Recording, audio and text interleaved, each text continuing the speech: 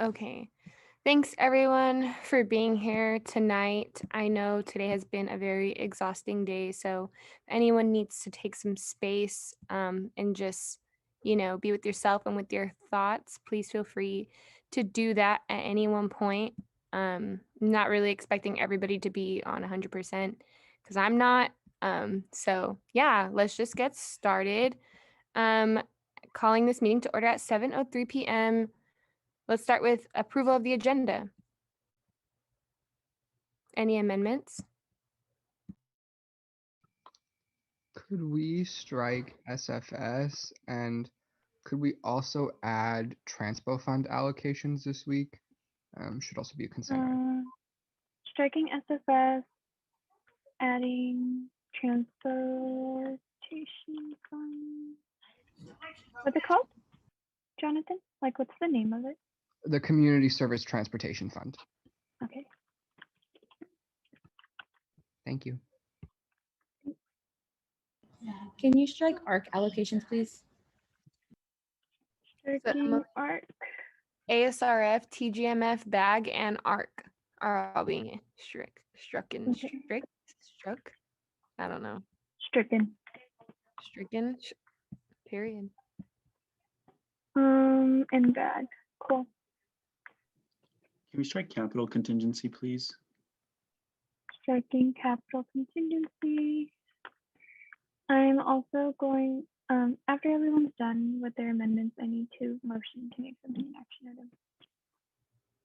Could I actually also have a verbal officer report? Verbal officer report for Sachi and Elijah.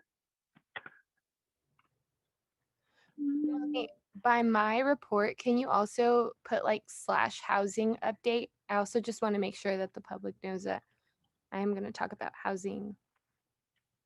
Okay.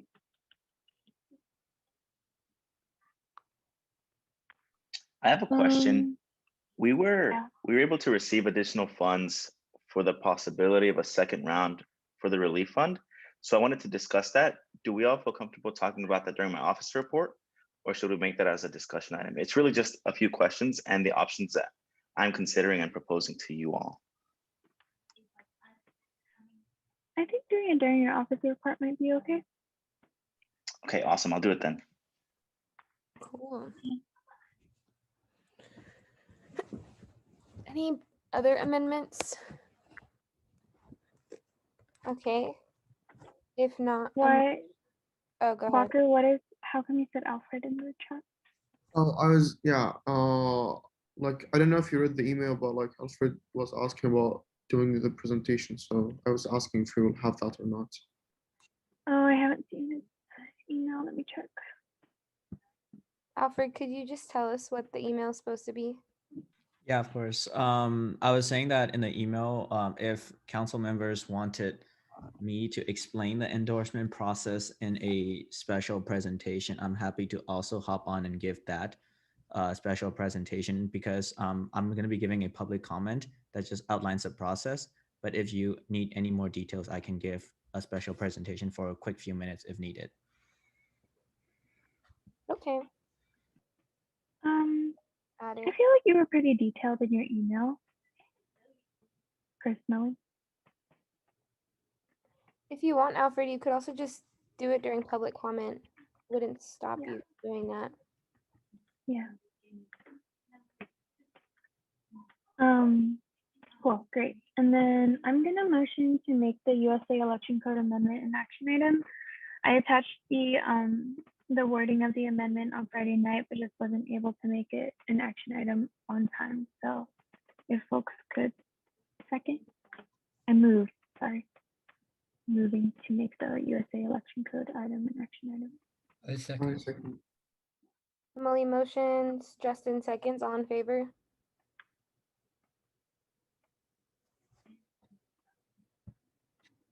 Awesome. By a vote of 11 to 0, the motion passes and that item is an action item.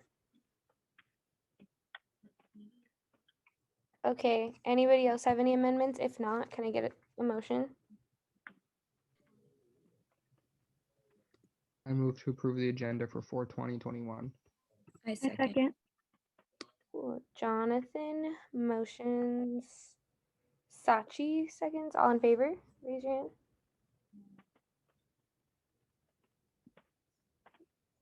Okay, by a vote of 12 to 0 to 13 to 0 to 0, the motion passes and the agenda is approved. Moving on to approval of the minutes from April 13th. I move to approve the minutes for April 13th, 2021. Second. Second. Justin motions, Zuleika seconds. All in favor?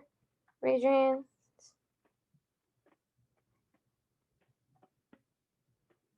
Okay, okay. By a vote of 13 to 0 to 0, the motion passes and the minutes from last week are approved. Awesome. Moving on to public comment. Public comment is a space for members of the public to be able to give comment on issues that are pertinent to them and their communities. Please feel free to raise your hands and then you'll be upgraded. From that point, you will also be upgraded, or you'll be entered and then you have to raise your hand again so I don't forget the order. But other than that, public comment, please keep it to 2 minutes. And remember that freedom of speech does not mean freedom from accountability. Starting with Jason once he's upgraded.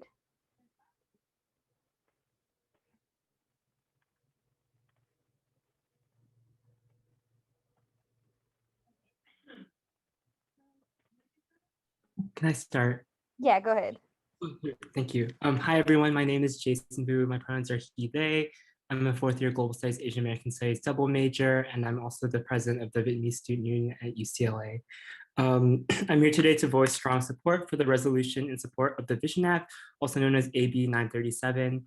I want to start kind of with an anecdote. So it was March 15th when 33 Vietnamese refugees were deported after weeks of activism and organizing among different communities of color and leaders in the immigrants' rights movements. This moment was really shocking for me because we had taken like through social media to calling the White House and demanding that this fight be stopped. And we were met with like resounding silence. The silence was like deafening. And for a lot of the folks who were impacted by this, a major part of the reason why these folks were able to be deported was immediately after they had served their time in prison, they were immediately picked up by ICE. And this is something that the Vision Act is trying to resolve. By showing support for this act, we're trying to stop this direct line between the police and ICE in order to deport our community members. For this reason, I'm calling for strong support and asking the council to also vote in favor of this resolution. This is an issue that not only impacts our communities, but we also recognize that it impacts other Black, Indigenous, and people of color communities as well. And we are in solidarity with them as well. And with that, I will yield my time and thank you. Thank you, Jason. Prob? Hello, can you guys hear me? Okay, cool, awesome. Hi guys, happy Earth Week. I'm Prob, the previous CalPERC chapter chair. As you guys probably know by now, we're a statewide student org at AUCs. We work to advocate for students on the issues we care about the most, so the environment, basic needs, and getting out the youth vote. More specifically this quarter, we've been working to introduce more affordable and open textbooks into the UC, ending oil drilling in California, and institutionalizing voting to get ready for the next election. And also getting our state to take even bolder action on climate by going 100% by 2030. There are a few things I want to give you an update on from the past week. So I mentioned last week that we would be electing our new board for next year. We just had those elections yesterday and we had a really solid race. And I want to share who won. You guys may have met or seen a few of their faces already. Our new chapter chair is Radha Patel. Our new vice chair is Sean Kim. And our members at large are Adriana Schweiger, Daniel Turner, Grace Leary, and Bucky Squire. It's definitely a really great team of people, and I'm looking forward to having them work with you guys and the new council once they're elected in, and you will get to meet all of them officially during our end of the quarter presentation that we do to the old and new council. I'm also going to be around though a lot, and I also found out where I'm going next year. I'm going to be a campus organizer at Berkeley. I found out like literally an hour ago, so I'm pretty excited about that. But the last thing that I really wanted to mention was that our upcoming statewide climate action summit is on Earth Day, which is this Thursday. So one of the ways that we wanted to build up grassroots power and visibility for 100% by 2030 campaign is with this upcoming climate summit. So CalPERC students and partners are hosting the summit. It's a statewide event to bring together hundreds of student activists and climate experts and policy leaders for a day of workshops and panels and discussions. It's going to be from 10 a.m. to 3 p.m. We want to have 300 people there, and we already have more than 800 RSVPs, so we're like doing pretty good. We do want to do the biggest climate convergence on the West Coast, so we did a lot of outreach beyond UC campuses and also included the community colleges and CSUs. But that's to show the governor all the support from young people for 100% by 2030. Would definitely love to have you all attend. So that includes council and any members of the public that are on. It's 10 a.m. to 3 p.m., but feel free to jump in and out. It's definitely a cool experience. I'll actually be moderating the youth activism panel happening at 12, where we'll have Tapa Knudsen, who is an environmental student activist at the University of Hawaii, Kaushik Toda, who is the Youth Game Changer awardee from the California Energy Commission, and Natalie Olivas, who is a community organizer at Regeneracion Pajaro. But I have the RSVP right here if you guys want to fill it out. And then I think I'm over on time, so I'll just say really quickly, thank you guys for all your support this past year, and also thank you for the roles that you play in working to make the world a better place.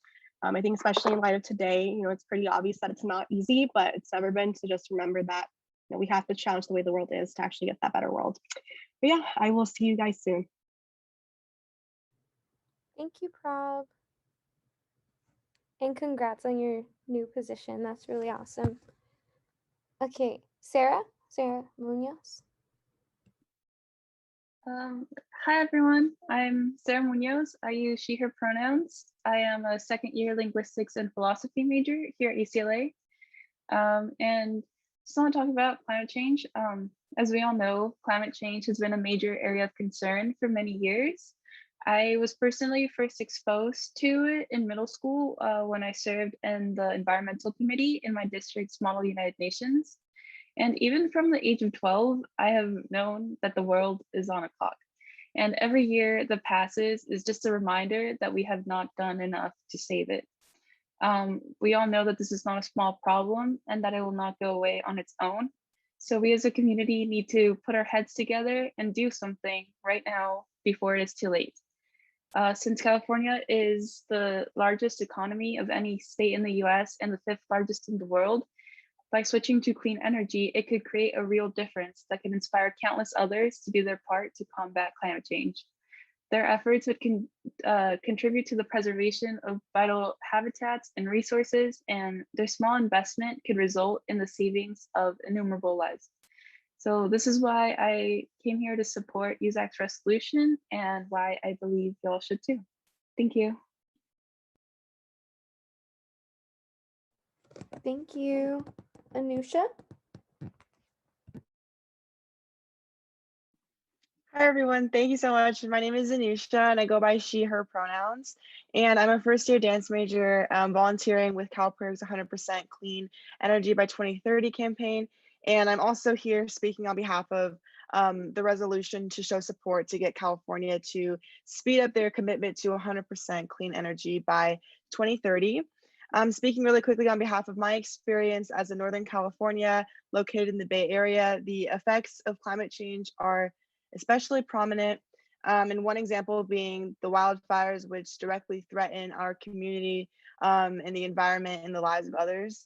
Additionally, as we all know, heavily seen in Los Angeles, in addition to many other areas, vulnerable communities are disproportionately exposed to harmful effects of climate change, such as fossil fuels that are literally right out front of their doors. And it's important and vital that we fight against climate change by taking action right now, as Sarah mentioned as well, to stop it in order to ensure a livable and equitable future for all of us. Moving away from dirty energy and toward clean energy is the clear solution to do this. And that's why I'm here to support and encourage passing resolution in USAC in support of moving our state toward clean energy, as this would be very beneficial to the future collective. And as Sarah also mentioned, I just want to reiterate, not only would this create a cleaner future, but UCLA taking lead on environmental and social justice issues can be a huge model and inspiration for more campuses and local governments to follow, seeing that this transition is possible and that young people are behind it. Thank you so much. Thank you. Jennifer? Hello, my name is Jenny Tall. My pronouns are she, her. I'm a second year cognitive science major here at UCLA, and I believe that California needs to take another step forward in fighting climate change by committing to 100% clean energy by 2030 and making this issue truly a priority. I'm from Agora Hills, and just a few years ago, we all had to evacuate because of the Woolsey fire. Two of my friends lost their homes in that fire. 3 people lost their lives. And this is a community that at the exact same time was devastated by the mass shooting at Borderline in Thousand Oaks. When you look at these instances, it's really easy to get caught up in the specific contributing factors. It's easy to forget that, they're both symptoms of much larger problems, that the fire wasn't just a one-off incident, it was a part of a larger pattern. And when you see that pattern, especially firsthand, it's hard to deny the far-reaching and damaging effects of climate change, what it's done and it's continuing to do to our communities. SB 100 was a huge step forward, and I want to recognize that. But with the recent joint agency report draft, we know that 2045 isn't the best we can do. It outlines paths to reaching our goal by significantly sooner than that, by 2030. And while I do think it sounds a bit ambitious, I think we need to be ambitious for an issue like climate change, which is so often pushed to the side as a future problem and not the current problem that it is. And that's why I think it's important for USAC to pass a resolution in support of moving our state towards 100% clean energy by 2030. Thank you for your time. Thank you, Jennifer. I saw somebody had raised their hand, but I lost them. Jamie? Let me, It was Jamie Vu. oh, there we go, thanks.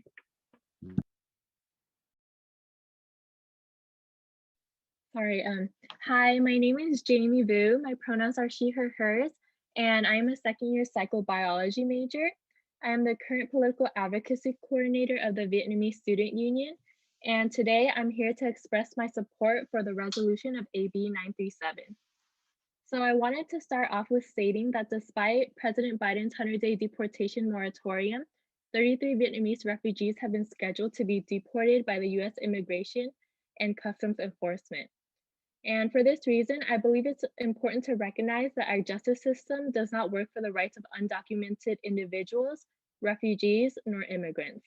Rather than providing members of our marginalized communities with justice, the system instead removes this justice by separating individuals from their families through deportation and sending them to detention centers. And again, rather than working to create reform for laws that hurt undocumented citizens, the criminal justice system cruelly augments punishment and seems to make no progress in working for the rights of all individuals. And for all these reasons, I support the resolution of AB 937 in taking the step to prevent deportation of Southeast Asian refugees while also reforming the criminal justice system for all marginalized communities, which disregards the rights of refugee, immigrant, and undocumented individuals. And for this reason, overall, I believe that the resolution for AB 937 should be passed. Thank you. Thank you. Okay, and last but not least, Alfred.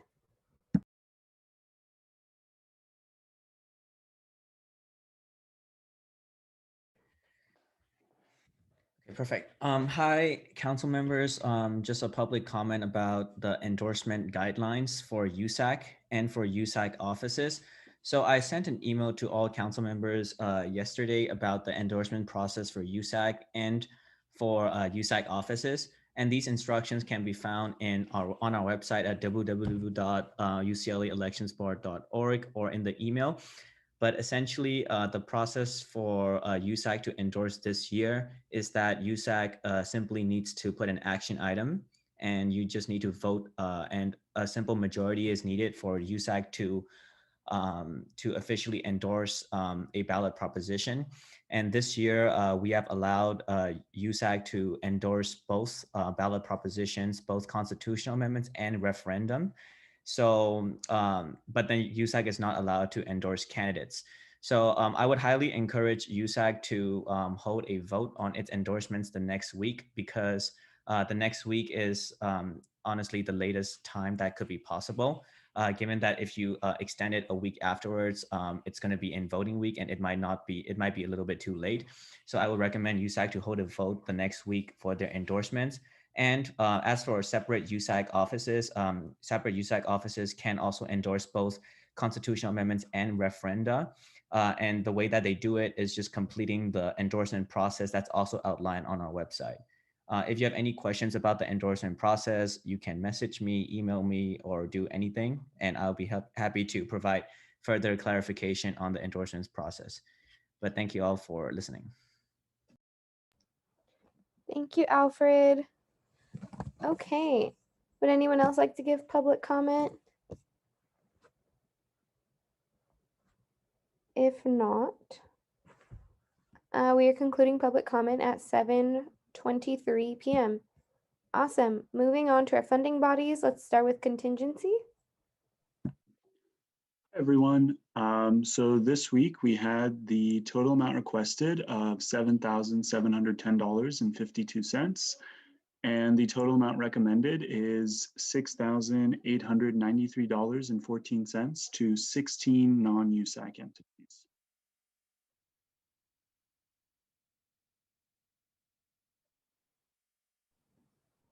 Awesome.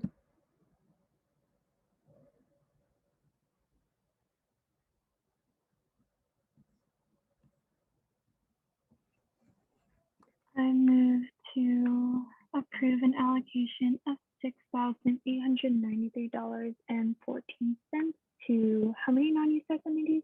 Sorry, David. 16 non-USAC entities. I second. Okay. Emily motion, Justin second. All in favor? Raise hands. Okay. All right. Oh, awesome. By a 13-0 vote, the motion passes and the contingency allocations are approved for this week. Thanks, David. Okay, moving on to SWC Programming Fund. Hi, sorry. Okay, this week $850 was allocated towards Man Mukti for a South Asian in the Arts panel and the Beautiful Mind Project for a Nutrition During Ramadan panel or speaker event. Awesome. Does anybody have any opposition? No? Cool. Okay, then the SWC Programming Fund allocations are approved for this week. Thanks, Christina. What do we have next? TGIF. Yes, hello everyone. So this past week we considered two capital infrastructure applications, which are basically projects over $10,000 that deal with like larger infrastructural things on campus as it relates to sustainability. So the committee voted to allocate an initial $25,000 to the USAC Pandemic Relief Fund, and then an additional $225,000 for a second round pandemic relief fund. Noe came in and gave us a really great presentation and shared, the need and the work that fund is doing and has been doing for the past year. So we're really excited about that. And Noe will of course talk about that later during his officer report. Awesome. Thanks, Sachi.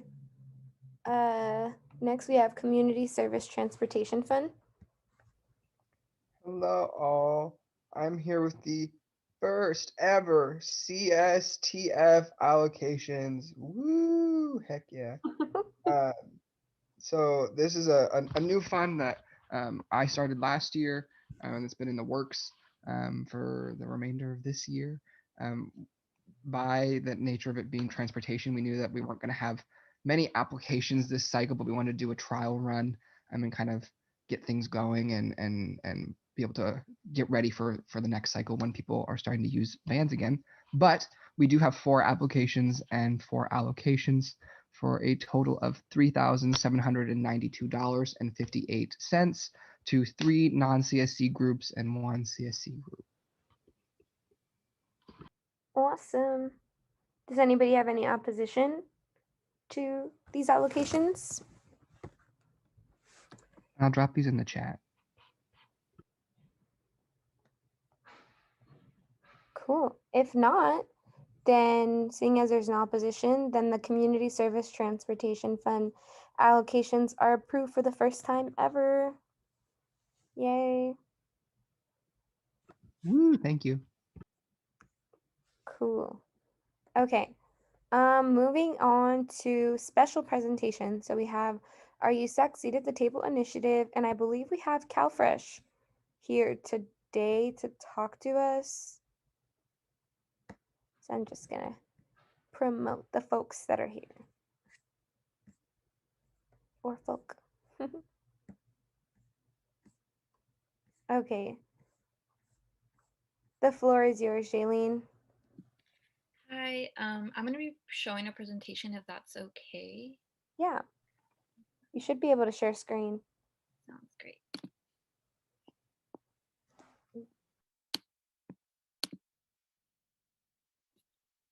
Oh, just kidding, clicking the wrong one.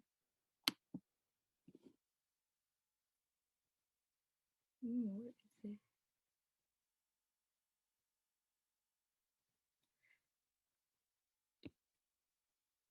Okay, everybody. Hi, I'm Julie. My pronouns are she, her, hers. I'm a fourth year poli-sci and Chicano Studies double major, and I'm also the CalFresh outreach coordinator that will be talking to y'all about CalFresh and hopefully getting the individuals here more aware of what type of resource CalFresh provides to students. So CalFresh is an initiative at UCLA that just recently got established in 2017 to bring awareness and promote CalFresh and resources to the student body, both at the graduate and undergraduate level in order to fight food insecurity and support healthy eating habits. And the CalFresh is short for the Supplemental Nutrition Assistance Program, which is a federally funded assistance program that provides you an EBT card where once a month you're allocated a maximum of $234 a month to use strictly for foods. Hot foods cannot be purchased with SNAP, but I know like some stores such as Subway, if it's a cold sandwich, you can, but for the most part, you could use it at Trader Joe's, Ralph's, Whole Foods, Target, and farmers markets if they have the approved kind of EBT machines. Eligibility. So in order to be able to apply, there are a few eligibility that you have to run through. It could be one of the following, whether you are a work study. It doesn't mean that you have to be actively working at a work study job, but if you're what is it called? Your financial aid award says that you are pre-approved for work study, you are eligible, or you receive Cal Grant A or B, or you work more than 8 hours a month and make under $2,128. It's also if you have a dependent, and recently, just under like these COVID restrictions, if your EFC, which is your estimated family contribution, is at 0, you are also automatically eligible per se to apply to CalFresh benefits. Unfortunately, you cannot live on the Hill to apply for CalFresh benefits unless like your meal plan is below 11 meal plans that you receive in a week or less. You also can apply as an individual solely if you are under the age of 22 and you live at home, because technically you're still considered a dependent. If you are a graduate student, you can divide your stipends by the federal minimum wage with a 725 to kind of allocate what your estimated income could be. More on eligibility. Typically, most immigrants are also eligible to receive CalFresh, and on your left, you see the questions that they ask during the application process to see if you're eligible. If you are not eligible to apply because of these expectations, somebody else in your family, your household can apply on your behalf and kind of including the application as well. Unfortunately, individuals with student, tourist, or work visas are not eligible to apply. This is kind of like what we recommend students to come to our office hours so we could give you a more thorough run through of your application. However, if you don't want to come to office hours for any particular reason, we also encourage y'all to fill out this pre-screening tool to kind of see your eligibility. And if you're still unsure, once again, you could come speak to us. Everything is confidential, and we are more than happy to get the process going for you. Through the application process, we also you're also required to submit some documents, and to the left you see some documents. Once again, the EFC that says 0 on your financial aid award is really useful in submitting. So you could get pre-approved through the application process. I do want to disclaim that CalFresh Initiative is not directly processing your application. We just act as a liaison to help you and the DPSS, which is the Department of Social Services, to get your application going and make the process as easy as possible, since I know working directly with a CalFresh worker at DPSS can be a bit difficult. And some frequently asked questions about CalFresh is, does financial aid affect it? Since I know like the Cal Grant A or B kind of says that you have a certain set of income that's higher than you actually have. No, it does not. So financial aid does not count. That includes work study money. So whatever you receive in work study, you do not have to report that because it is financial aid technically. And you apply as a one-person household unless, again, you are living at home and you're under the age of 22. And the main communication that CalFresh does reach out to you is either through mail or phone, but there's also a portal and website specifically for LA County, which varies by county and by state, that you can access your application and your services. We also really encourage students to come to office hours. Our office hours vary each quarter, including the summer. So for spring 2021, we have office hours on Monday between 10 a.m. to 2 p.m. and Thursday 1 to 5 p.m. I will drop these links as well in the chat after the presentation. You can do walk-ins, make an appointment. You can also message us online through our social media, and we will respond promptly. Somebody is always during like working hours on Monday to Friday on our email or our social media looking for students who are messaging us through those platforms. Moving off the hill, those who are eligible are those living in university apartments, because typically students living in university apartments don't have a meal plan anymore. Non-university apartments, sorority and fraternities, and co-op residents. So as soon as you get your lease, you're more than eligible to apply.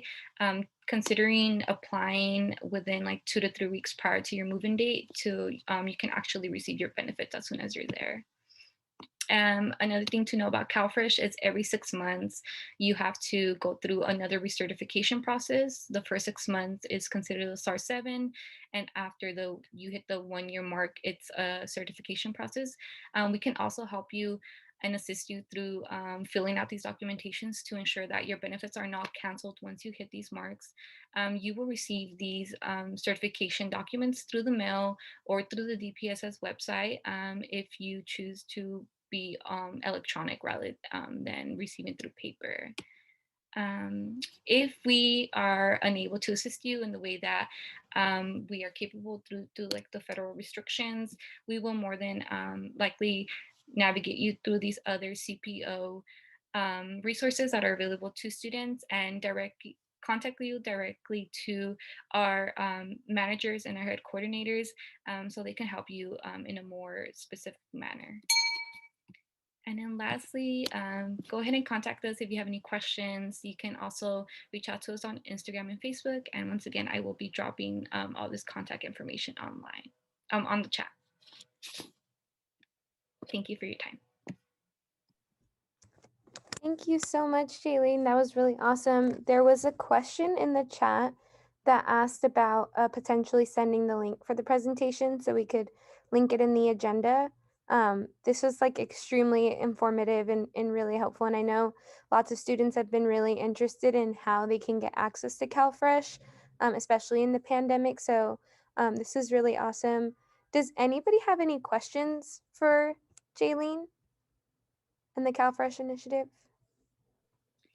If you don't feel comfortable, you can go ahead and just email us and we can discuss there further, because I know this might be like a very sensitive topic to some individuals. Yeah. The one thing I was going to say, it's not really well, I guess it's kind of a question. I would love to see how we could promote just CalFresh on like an Instagram post for the Office of the President page and like have that be like a collaboration to try to see how we can get more students to know about the resource. Would love to like contact you about that too. Definitely. I can go ahead and provide you with my contact information or the general CalFresh information if you want to reach out to them on the email. One of our CalFresh coordinators will also reach out to you ASAP. So I think the best way is the CalFresh email. Okay, sounds good. Is that the email that you linked?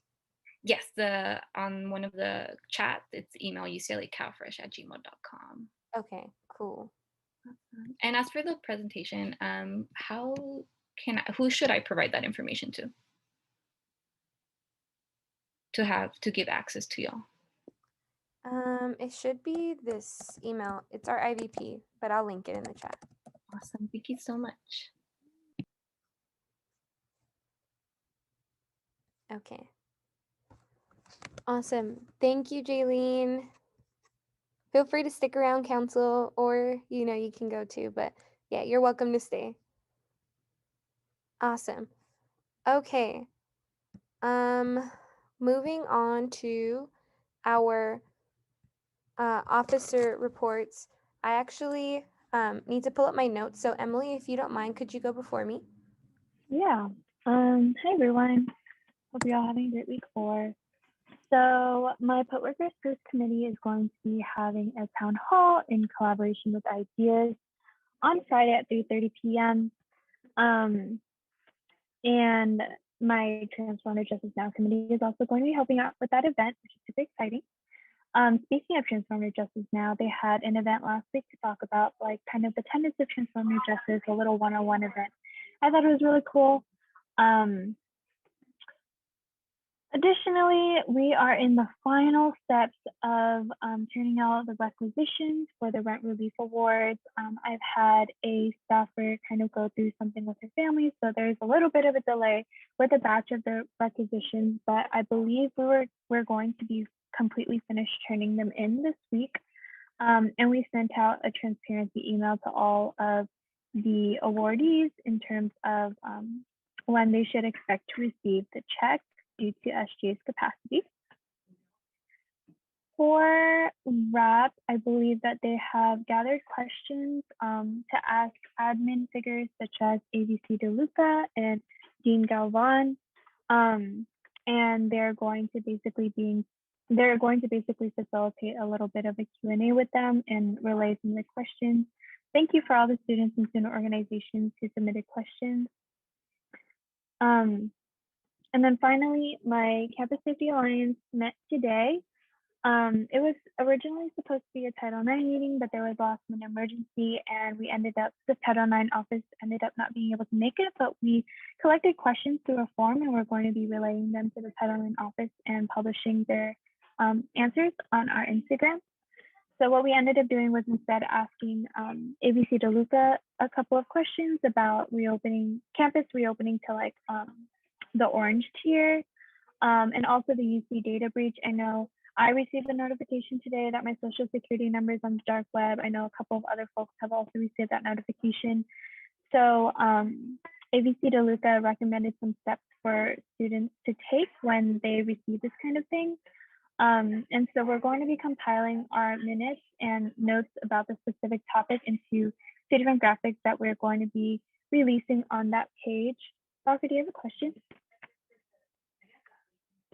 Yeah, just a quick thing. So I tried, and also other international students who tried faced really difficulties in enrolling and the identity protection thing that they provided, the free one, because it asks for a social security number, and not everyone does have that.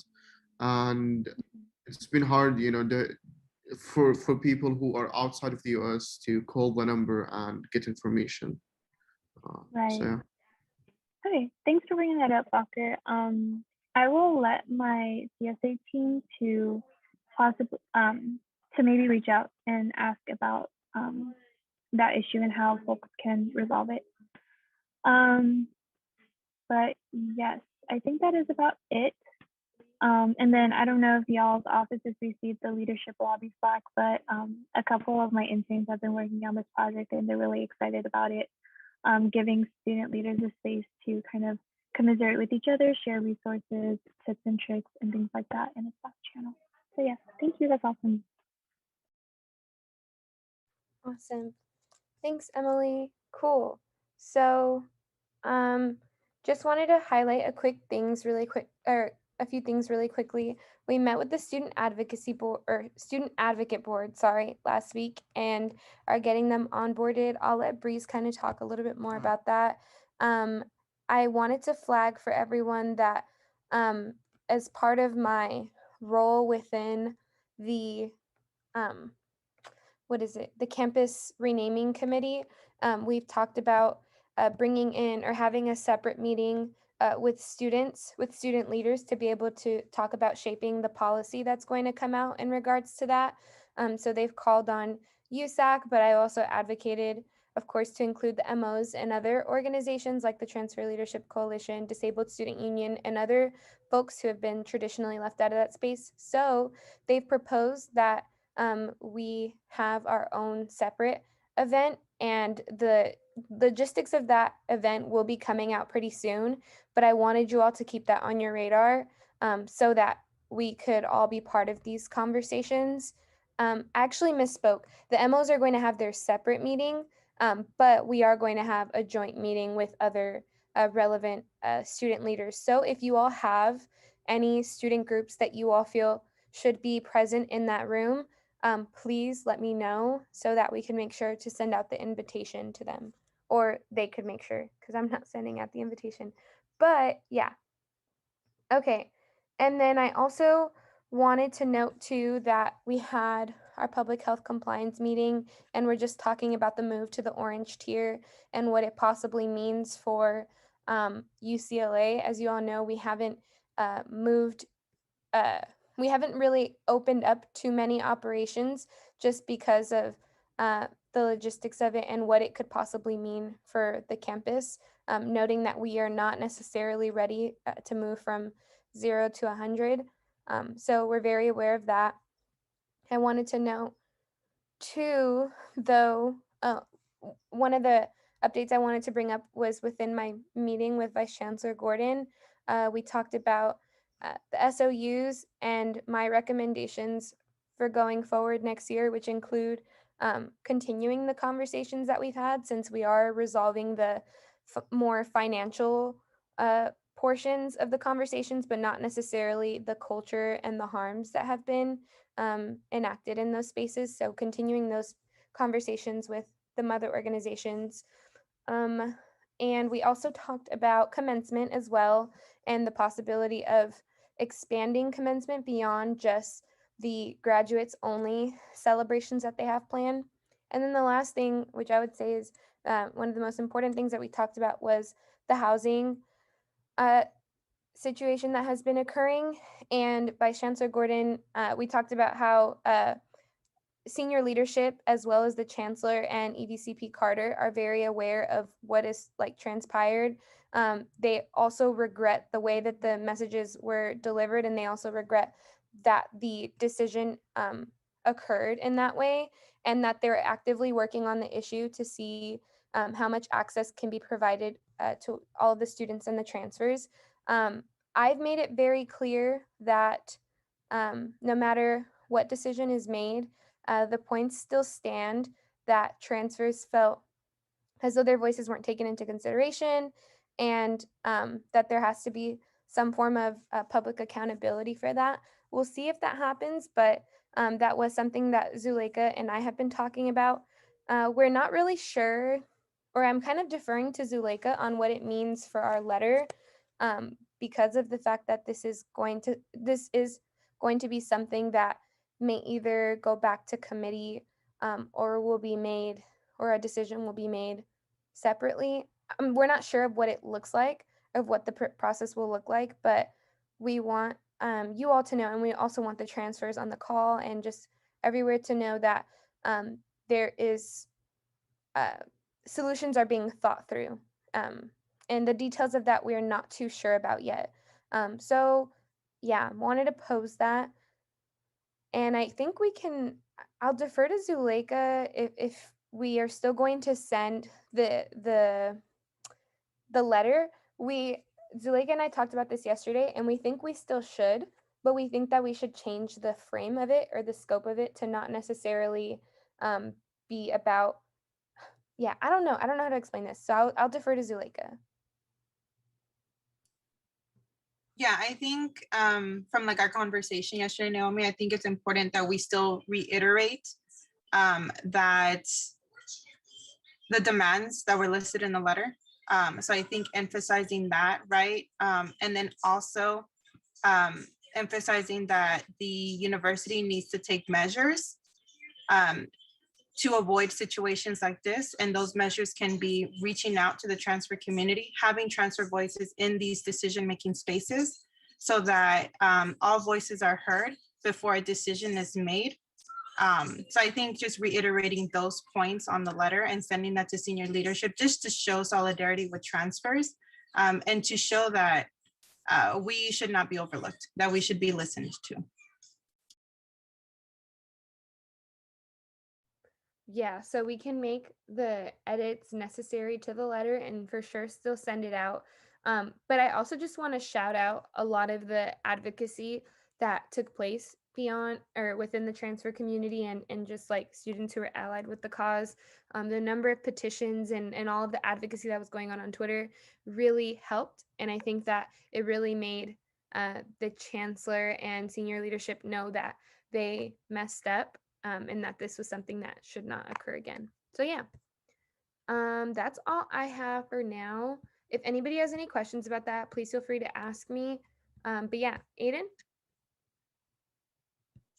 Yeah, thanks so much, Naomi. Updates from the EVP office. We are engaged in our final round of Bruin Advocacy Grant funding allocations and meetings around that. So we'll be sending more money out the door to advocacy organizations and activist groups on campus shortly for a final funding round. Content warning for SVSH. Our office continues to be working with partner groups on campus and system-wide on different Title IX and SVSH advocacy issues, especially in the Greek community and pending state legislation on that. And we'll be backing the Greek Act in our partnered Sexual Assault Awareness Month Lobby Day this week in conjunction with the UC Coalition for Reproductive Justice and the statewide organization Students Against Sexual Assault. So that bill that UC students have sponsored is moving positively through the legislature. Two events that we're planning for week 6, I believe, are our North Westwood Neighborhood Council Candidates Forum for the local election in Westwood. Again, our neighborhood council is having an election. It's very important for us as students to vote in that election because of the history and the power of students representing our interests in our local community, and then also the importance of this local election because many student populations who are ineligible to vote in state and federal elections, for example, international students, undocumented students, students without citizenship, are actually eligible to vote in this local election. So we want to make sure that students are able to exercise their franchise in this local election. Another event we're hosting that week is our candidates forum for the Assembly District 54, finalizing the details with the different candidates so that we can have a really impactful event focused on the student community and focus on student issues that week.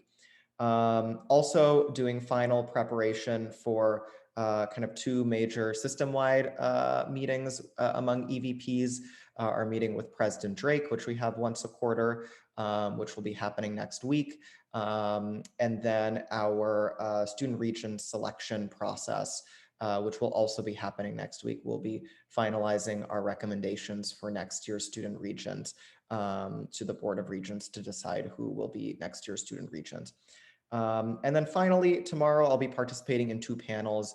One with the UC Free Speech Center focused on UC advocacy and activism, and then another tomorrow with the Chronicle of Higher Education focused on the future of student success. So elevating a number of issues close to our hearts here at UCLA at those events. But those are my updates. Thanks so much.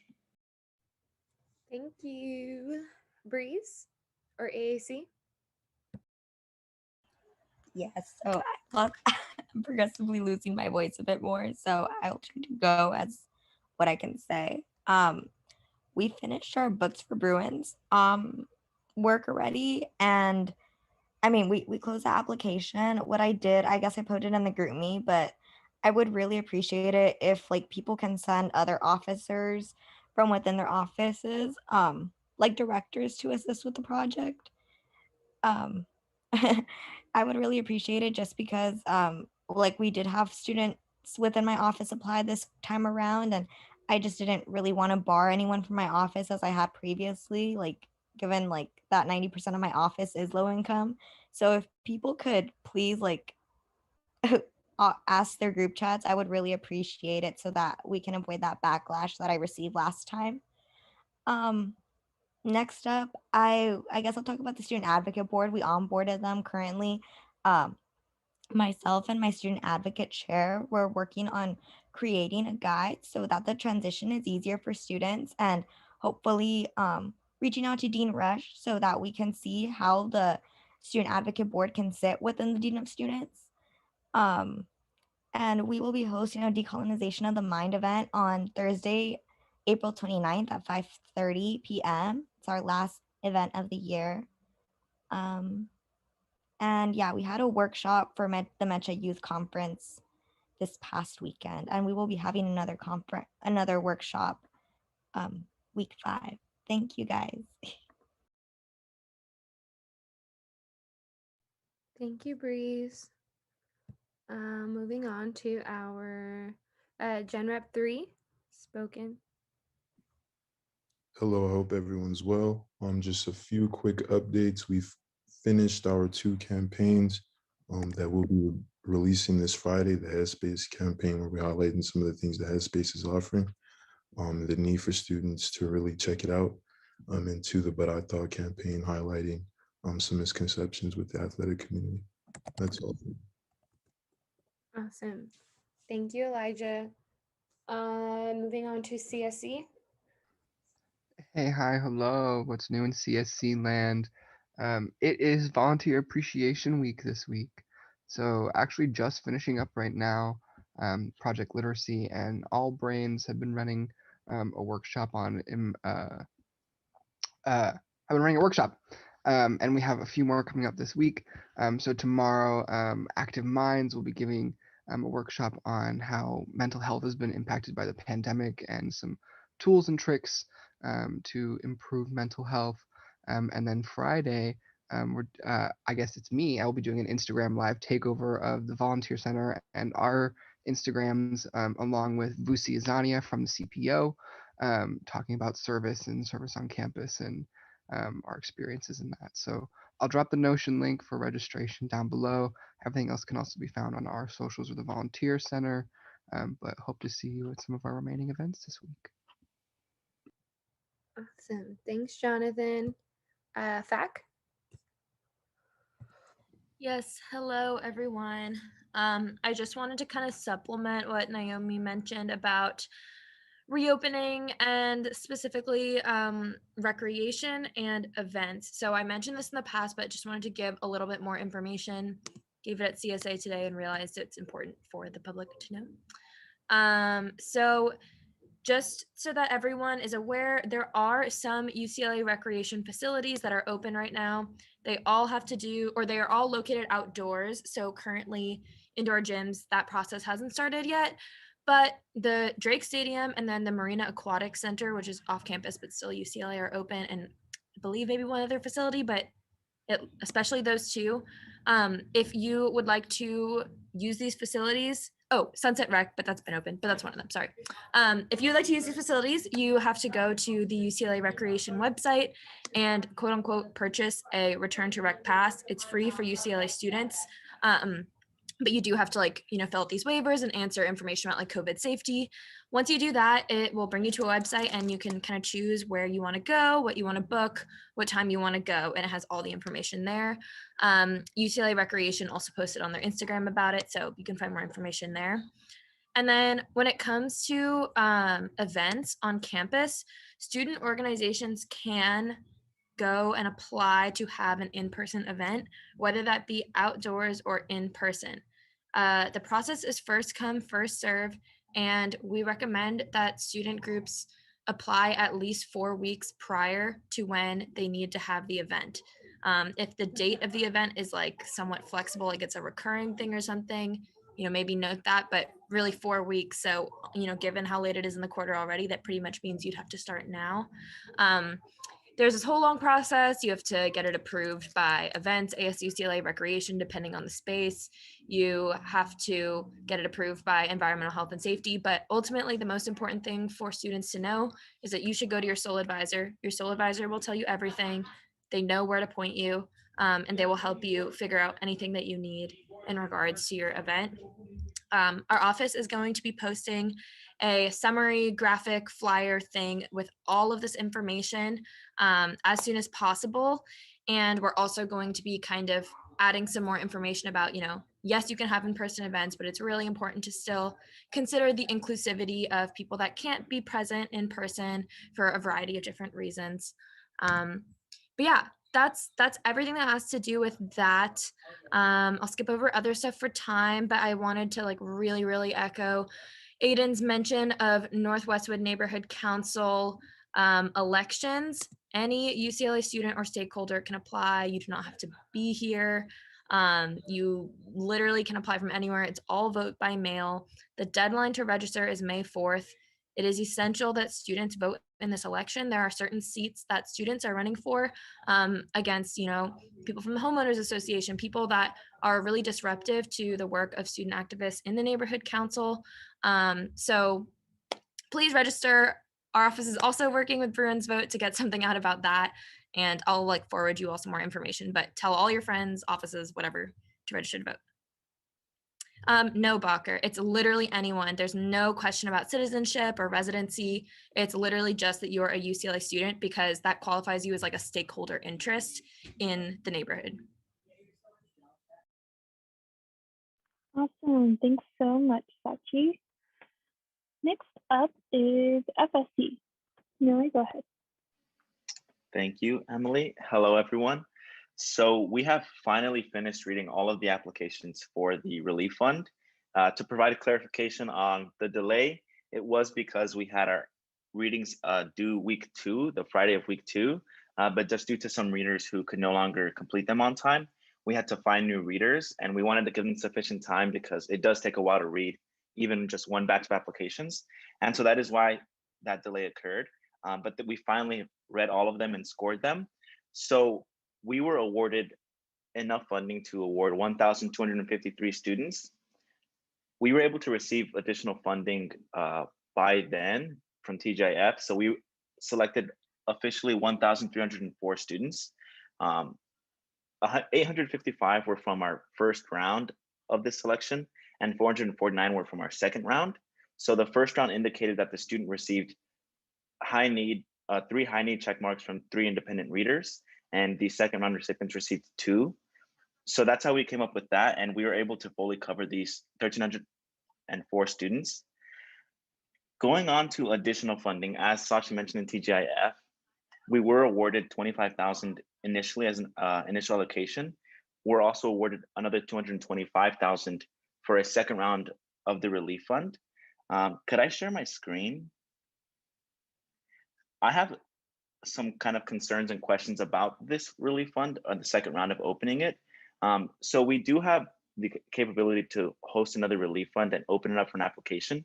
However, my concern is that the timeline would be very tight considering the transition that all of our offices have.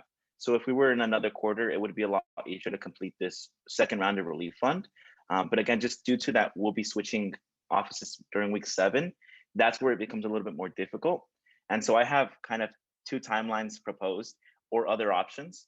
The first timeline that I'm considering is opening it up on Monday of week 5, so this upcoming Monday, and close it on Friday of week 6, so a full 2-week period. Then our reading will occur during week 7 and week 8, and our requisition forms will be completed during week 9. In this process that the application is open, that is when we'll be collecting readers and rec form volunteers from hopefully all of your offices. However, this is a little bit more tight just because we'll have our rec forms being completed during week 9, which is a little bit tighter. The second timeline is that we open it up on Monday, week 5, and close it on Monday of week 6. So it'll only be 1 full week, including the weekend, which again, that's up to what we decide. I think this would be enough time for a second round because we did do a lot of outreach in our first round. Then reading would occur during week 6 plus week 7, which would be just in time for our offices to transition. And then our rec forms will be worked on during week 8, which would be the week after our office's terms end. And then the next commissioner, the next FSC could carry over that work in kind of handling the logistics. So that's the 2 timelines that I have proposed. And other options could be if we don't think that this timeline can work, or we don't think that we could gather enough volunteers from all of our offices, we could use the additional funding that we've received from TGIF and hopefully from our USAC surplus proposal today to go to the next ranking pool of those ranked medium need relative to the applicant pool, award all applicants with remaining funding. Again, that's dependent on what we decide in TGIF's funding, or save funding for fall quarter, which I'm not sure if we could restrict those funds for pandemic relief fund, but it would be a lot easier to launch it in fall quarter once we have more students and more volunteers. So I'm opening it up to you all now on what your thoughts are on the relief fund and when we'll open it up.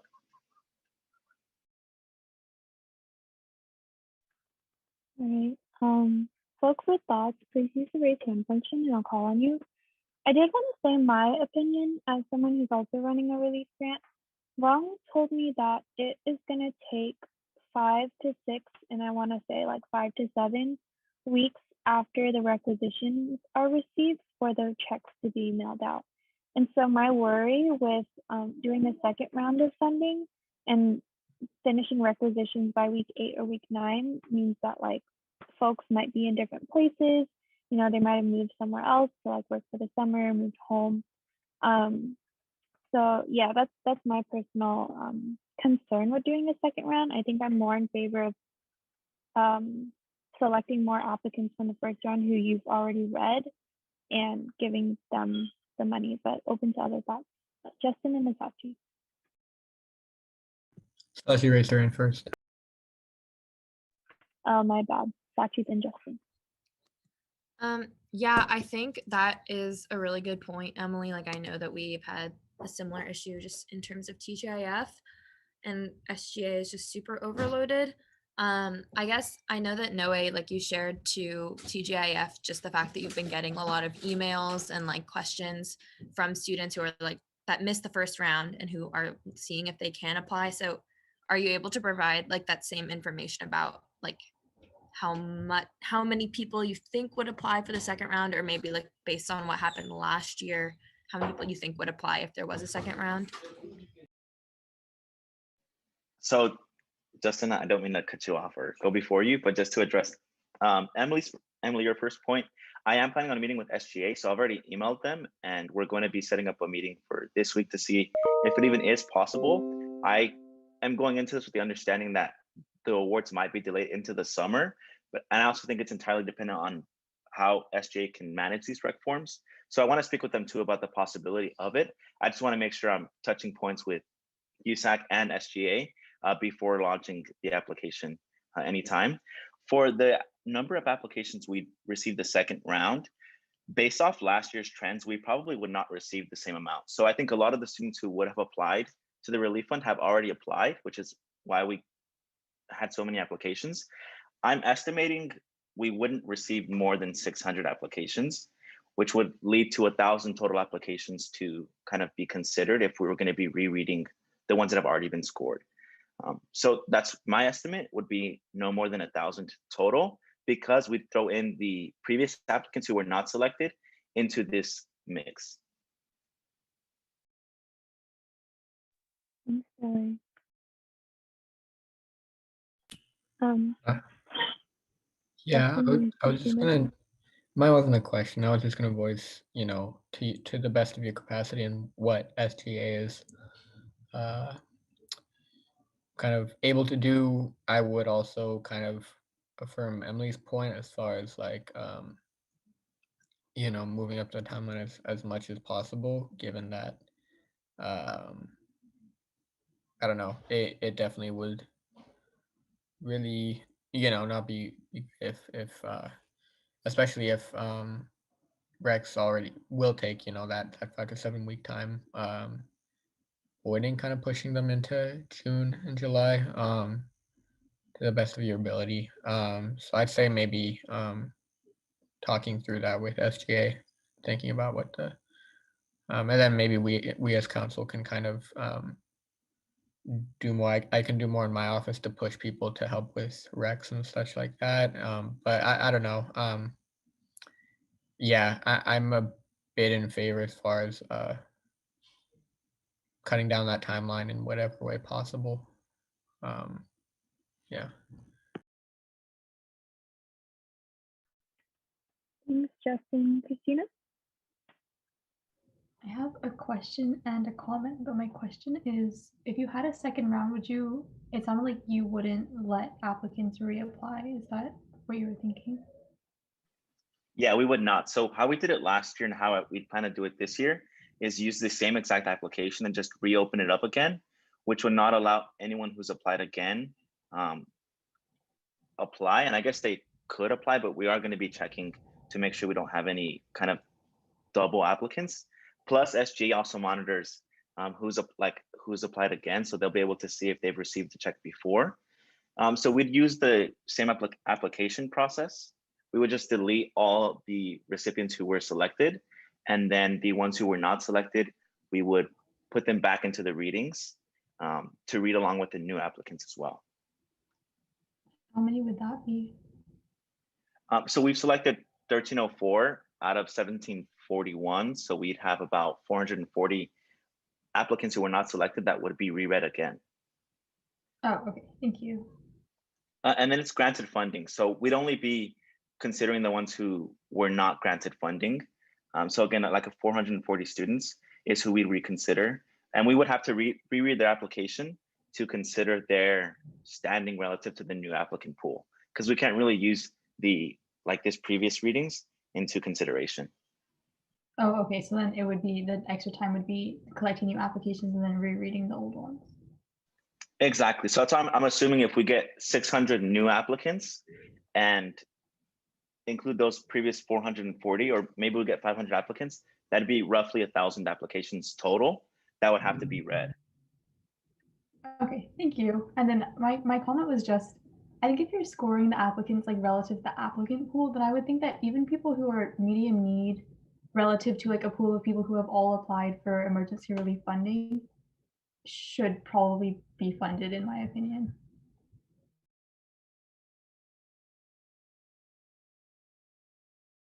Thanks, Christina. Thomas? Yeah, like I kind of just wanted to echo, I think like what's been said. Um, like since there are like 400, like over 400 people who put in the time and like energy to apply for the funding, and more funding has become available. Um, like I agree that if we are able to fund more people, like open it up to more people, but I think that like the folks who applied the first time, um, like the only reason we would have to deny them is if there wasn't enough funding, but there is more funding. And I think that like not like I understand like um wanting to like reopen it and like redoing the readings.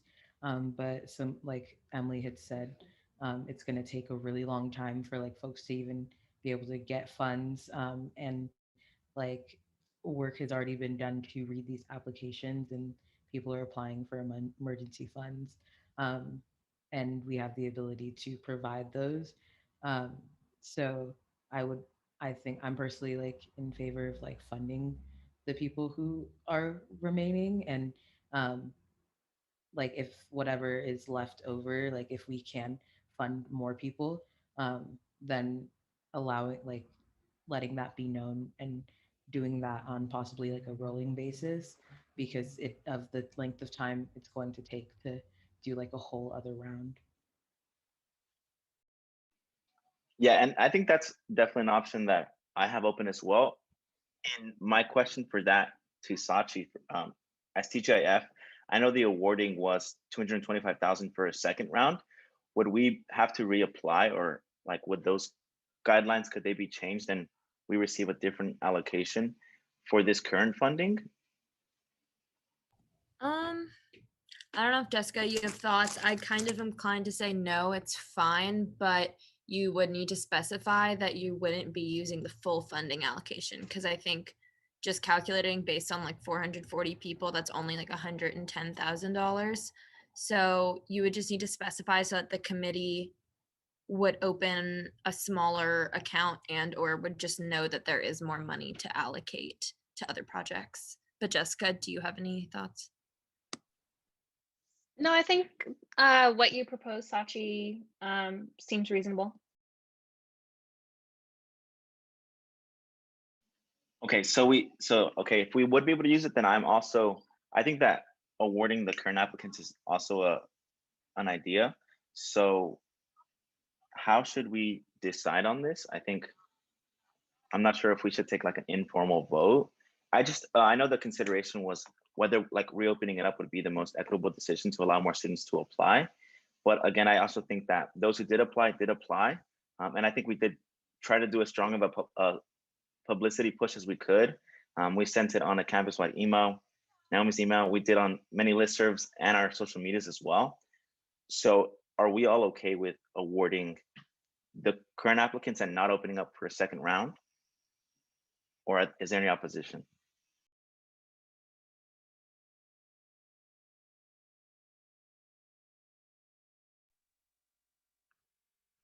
Sachi? Yeah, like I'm not opposed. I'm just sad. Like it makes sense logistically. I am like sad that we can't reopen it, but I think that it makes the most sense given the discussion. Thomas? Yeah, I think that like yeah, logistically it makes the most sense, but if there was a possibility to, because if we were gonna ever like open it up again, um, like all the applications from this previous round have already been read, and if it's like we're just to fund the rest of the folks, then like you'll know how much is left over from whatever funding like we're pulling from, so you can technically reopen it, but like say that there is limited amounts and give folks like the same chance and like have it open for a week and then still be on that other timeline, um, while still being able to fund the people who already applied.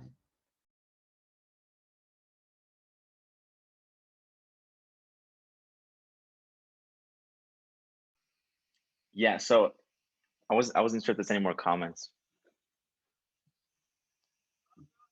Okay, so I think then we can go ahead and do that, is just award the current recipients. So I'll go through and see the ranking of the next level, and then I think I'll just talk with Sachi as well about the TGIF funding and how to like work around it as well.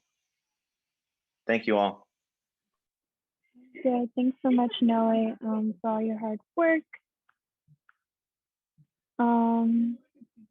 All right, moving on. Written, ISR. Baker, do you have a spoken report today? Oh no, I think this has been there for like 2 weeks. My bad. I will change it back. Cool. All right, let's move on to admin reps. Jessica? No updates for me today. Thanks. Thank you. George? No updates for me. Thank you. Dr. Geller? Hi, good evening.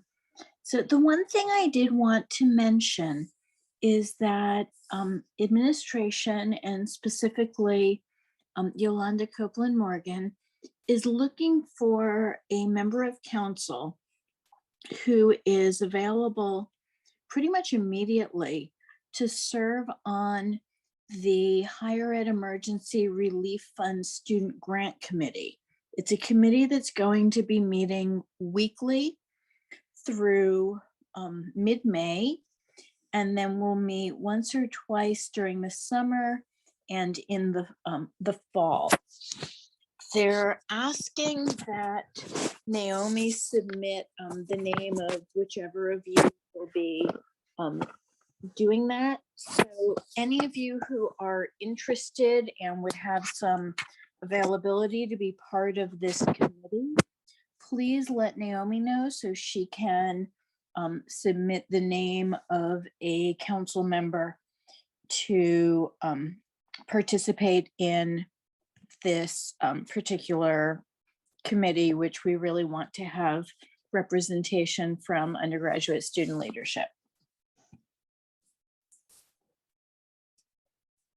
Thanks, Dr. Geller. And I believe Naomi messaged in the chat about her plans for that appointment. Cool. Josh? Hey folks, just wanted to kind of reiterate what Naomi said at the very beginning. Today was a very impactful day, so please make sure that you're taking care of yourself in the time that you need. There will be a variety of debrief rooms over the next couple of days through RISE and through CARE. So if you need any support or anything, just let any of us know so that we can connect you. Hey, Josh. And finally, Patty. Hi, everyone. Just a couple updates. The first one is there are a lot of student jobs available currently at ASU-CLA. So I'm going to put the link into the chat.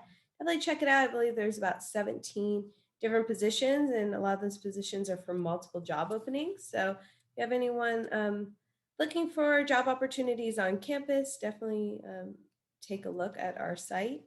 And also, we're really excited. ASU-CLA is in collaboration with CPO and the Basic Needs Committee. And we're doing a meal drive kind of through the, I believe, the food closet. Starting next Thursday, we'll be having signups available for various dinners. Looks like every Thursday for the next few weeks, and also a Wednesday and another Thursday breakfast. So a total of 6 days of meals available for students. So we're really excited for this collaboration. Thank you.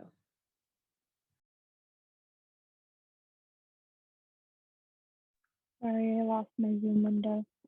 Thank you, Patty. All right, that closes officer reports. We can go on to new business. Alfred, feel free to take it away with the USA Election Code Amendment. Of course. Give me 1 second. Okay. Wait, am I sharing the right one?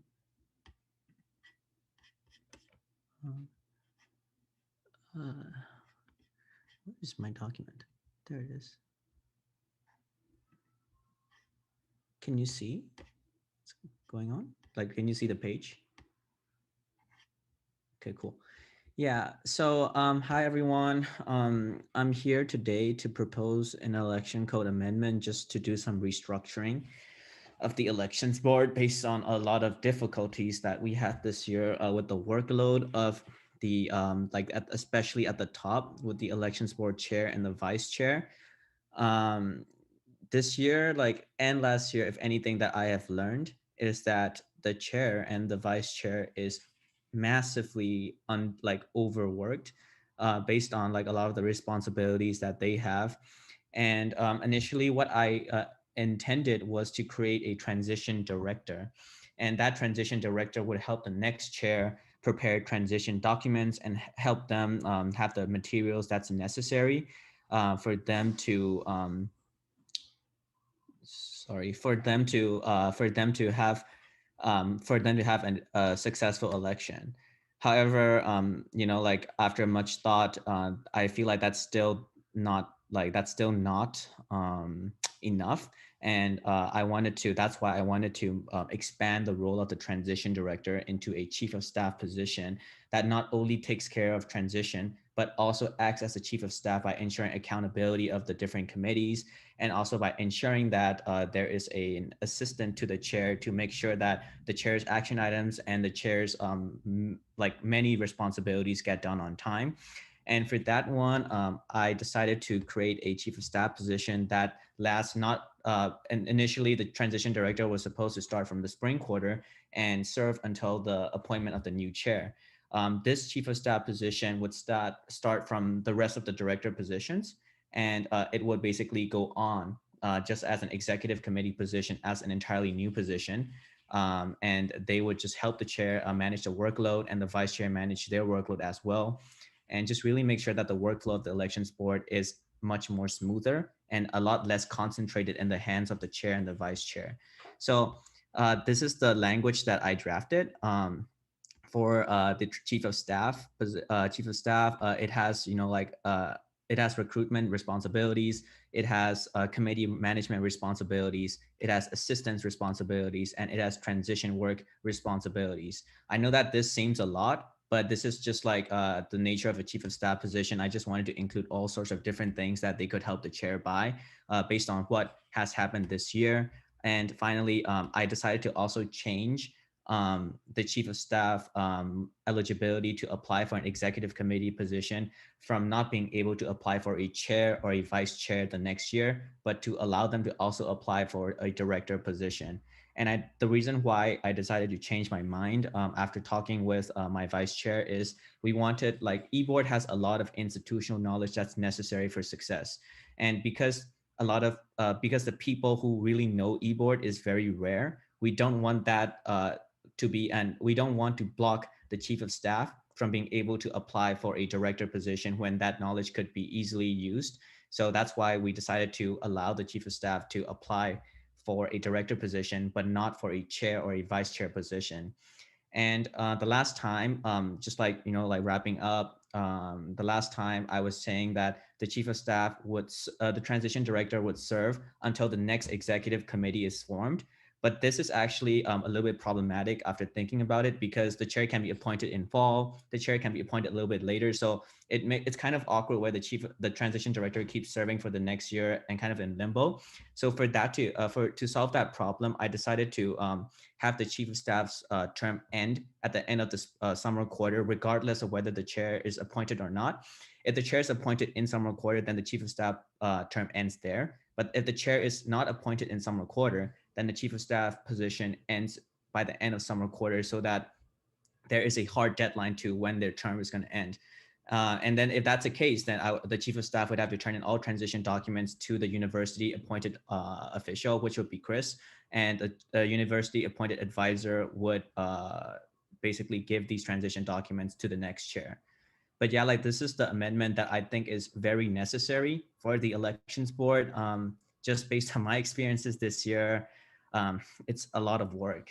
It's really a lot of work. And I really think that the chair deserves a little bit more assistance in terms of managing the different responsibilities on the elections board. And yes, I'm open for any comments, concerns, any questions that any of council members would have.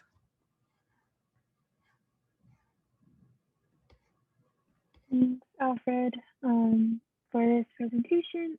I have one concern. Seeing as you changed the term limit of, or not term limit, but the term of the chief of staff, I was wondering how that affects their stipend, because I know you asked for surplus money to stipend the transition director this year. Yeah, Emily, so are you saying like their stipend in summer, or? Like, does it affect it at all, or is everything okay? I was just wondering. I don't think it really affects their stipend at all, because any I guess any position paid by USAC, has guidelines in the stipend guidelines that has a reduced rate for summer. So the chief of staff would be paid that reduced rate for the summer, and then the chief of staff would have the same amount that is paid as the other directors in a normal non-summer quarter. So I don't think it affects it. Although if it does, please correct me, Jessica or Patty or any admin. And Patty? yes, there she is. Yes, just to clarify with it looks like we already had the transition director added previously, but with each stipend position funded by USAC, it will be included in the overall budget for your overhead. Yes, this would be included in the budget for the overhead. Yes.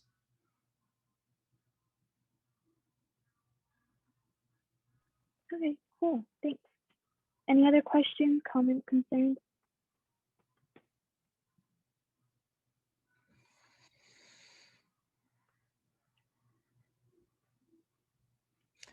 Also, sorry. Go for it, Alfred.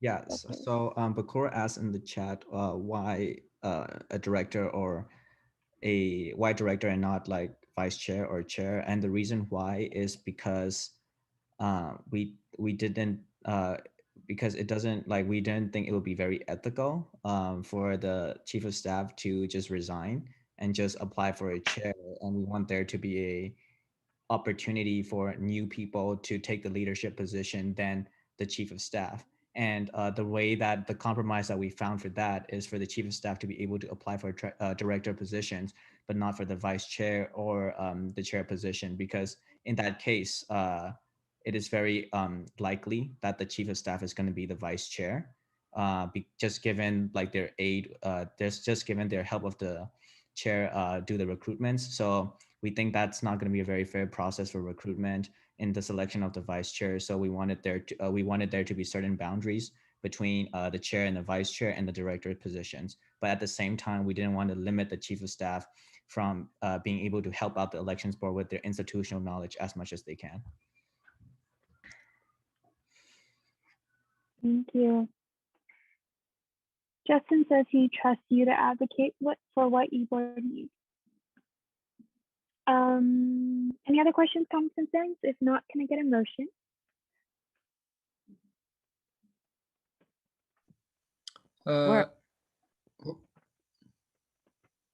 Sorry. I move to approve the proposed elections code amendment. I second. Justin motion. Breeze seconds. All in favor?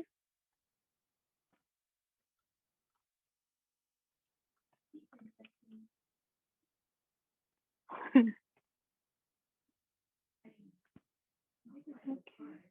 I see 11. Oh, and me. 12. All opposed?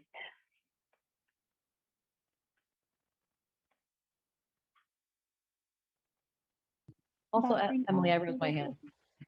Oh, 13 then? Okay, with the 13 to 0 vote, the motion passes and the election code amendment is approved. Congrats, Alfred. Thank you for all your hard work. Just wanted to express council's appreciation for you. Thank you everyone for passing this. Really appreciate you all, and have a great rest of the night. Good night. All right, moving on to the second new business item, the resolution in support of using 100% clean energy at UCLA. Sachi is the presenting officer, but I know in the Q&A, Maddie did say that she would like to be, they would like the floor. So I'm going to promote them to panelists. And then Sachi / Calpert, go ahead. Yeah, you can take it away, Maddie, with the presentation. Would you like me to share screen? I think that we're okay. Paige and I will just speak to try and save some time, but thank you guys all very much for having us. Yeah, thank you. Hello, everyone. I'm Paige, and I'm an intern with Calpert. Oh, I forgot to say, I'm Maddie. I'm also an intern with CalPERG. Yeah, so although we met with some of you already, we wanted to take a moment to tell you guys about our campaign as well as this resolution. But before we begin, I want to thank Sachi, Aiden, Lauren, Jonathan, and Elijah for their support for this resolution. As I mentioned, we were fortunate enough to be able to talk with some of the council members and learn more about their efforts to increase sustainability at UCLA. We appreciate all of your guys' work, including making the dining hall and ASUCLA store more sustainable, and just general current efforts to integrate sustainability into student life. What all of this really does is point to the fact that UCLA is a leader in sustainability and serves as an inspiration for others. However, we'd like to tell you more about CalPERG's work on the 100% renewable energy campaign. So I'm sure that everyone here is aware that we are in the midst of a climate crisis. Burning oil, gas, and coal has degraded our environment and brought toxins into our communities and homes. So fossil fuels are also, as one of the largest contributors to climate change, the main reason that California is having a problem. According to the California Air and Resource Board, California is now the 6th largest polluter on the planet. And CalPERG has made great progress in the past towards a more sustainable future and trying to fix this problem. Some of you may have heard of SB 100, which was one of our greatest victories as an organization. But anyone who isn't familiar, in the fall of 2018, California committed to getting its energy from renewable sources by 2045. And then the UCs also committed to a similar goal, but by 2025. However, we have realized that as a state, we can't wait 25 more years while wildfires and air pollution continue to grow exponentially worse. I mean, even Governor Newsom has said that he thinks that 2045 is too late and that we need to speed up our goal for reaching 100% clean energy statewide. So the good news is that we know the solution, that is switching our economy to 100% clean energy. It is even more important than ever that we strive for a cleaner, healthier, and more efficient method of producing energy, and this will reduce our carbon emissions and therefore positively impact the health of California's environment and people. We strongly believe that a sustainable future is possible. We can power the nation 10 times over with the available wind resources, and existing solar potential actually provides more than 100 times our current energy needs. And while the UCs in the state have made some really great strides towards this future, we know that we can have that very future sooner by committing California to an accelerated timeline and switching to 100% renewable energy by 2030. By building grassroots power and faculty and admin support, CalPERG across the state has made this a priority campaign to show Governor Newsom that issuing an executive order to get California to speed up the commitment to 100% renewable energy by 2030 is something that he should be leading on. CalPERG's student organizing and activism was cited as one of the reasons that the bill, SB 100, passed. The Student PERG campaign, which CalPERG is a part of, for a 100% renewable future is a nationwide one. And we've been advocating for a more sustainable future for nearly 50 years. And while we've made some really great successes in our efforts, it's clear that we have more to do. We need to commit California to an accelerated timeline for 100% renewable energy. So that's where the resolution comes in. The resolution that CalPERG is proposing would have UCLA join the growing number of voices calling out for 100% clean energy by a sooner deadline. In passing this resolution, UCLA would be calling on the state of California to move up its clean energy commitment deadline to the year 2030. There are no other action items on this resolution. It's literally just UCLA stating its support to saving our environment. So far, we have collected over 25,000 petition signatures from students all across the state. And we think this truly shows how much students want to move to sustainable energy. And we're going to continue to gather student support and try to include as many different student voices as possible through coalition work. But we are also targeting support from experts and VIPs through outreach and sign-on efforts. Since when we met with Governor Newsom to present these petition signatures that we had collected, he said that they wanted to see more support, or his staff said that they wanted to see more support from experts and VIPs on the issue. So we believe USAC is the first step in achieving this. because UCLA, as the #1 public university, we have a lot of eyes turned to us. And if UCLA student government were to pass a resolution saying its student body supports this move to 100% renewable energy by 2030, more schools are likely to follow suit in the state, and this will create a massive wave of attention to this movement.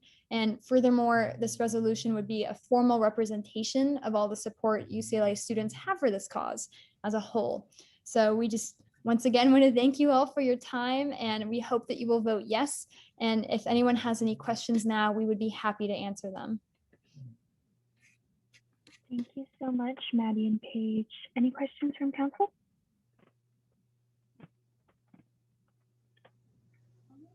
Alrighty, if there are no questions, can I get a motion?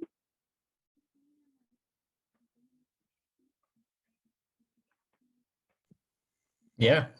I move to support, or I move to approve the resolution in support of using 100% clean energy at UCLA. I second. Okay, Justin motions, Sachi seconds. All in favor?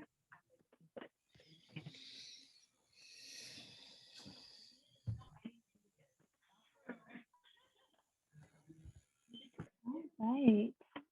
With a unanimous 14-0 vote, the resolution in support of using 100% clean energy at UCLA passes or is approved. Congratulations. Thank you all so very much. Yeah, thank All you. your advocacy.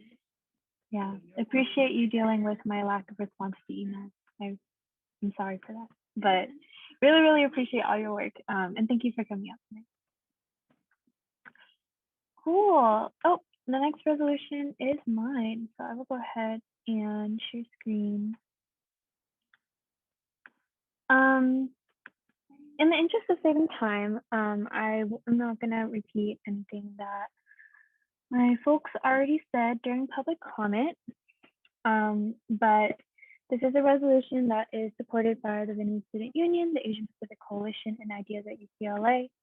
And essentially, it is advocating for the protection of refugees and immigrants by making sure that we stop ICE transfers in California. And for me, personally, like as a Vietnamese woman, this is an extremely important issue for me because when Southeast Asian people and refugees were resettled in the United States, they were often resettled into places that did not have much institutional support.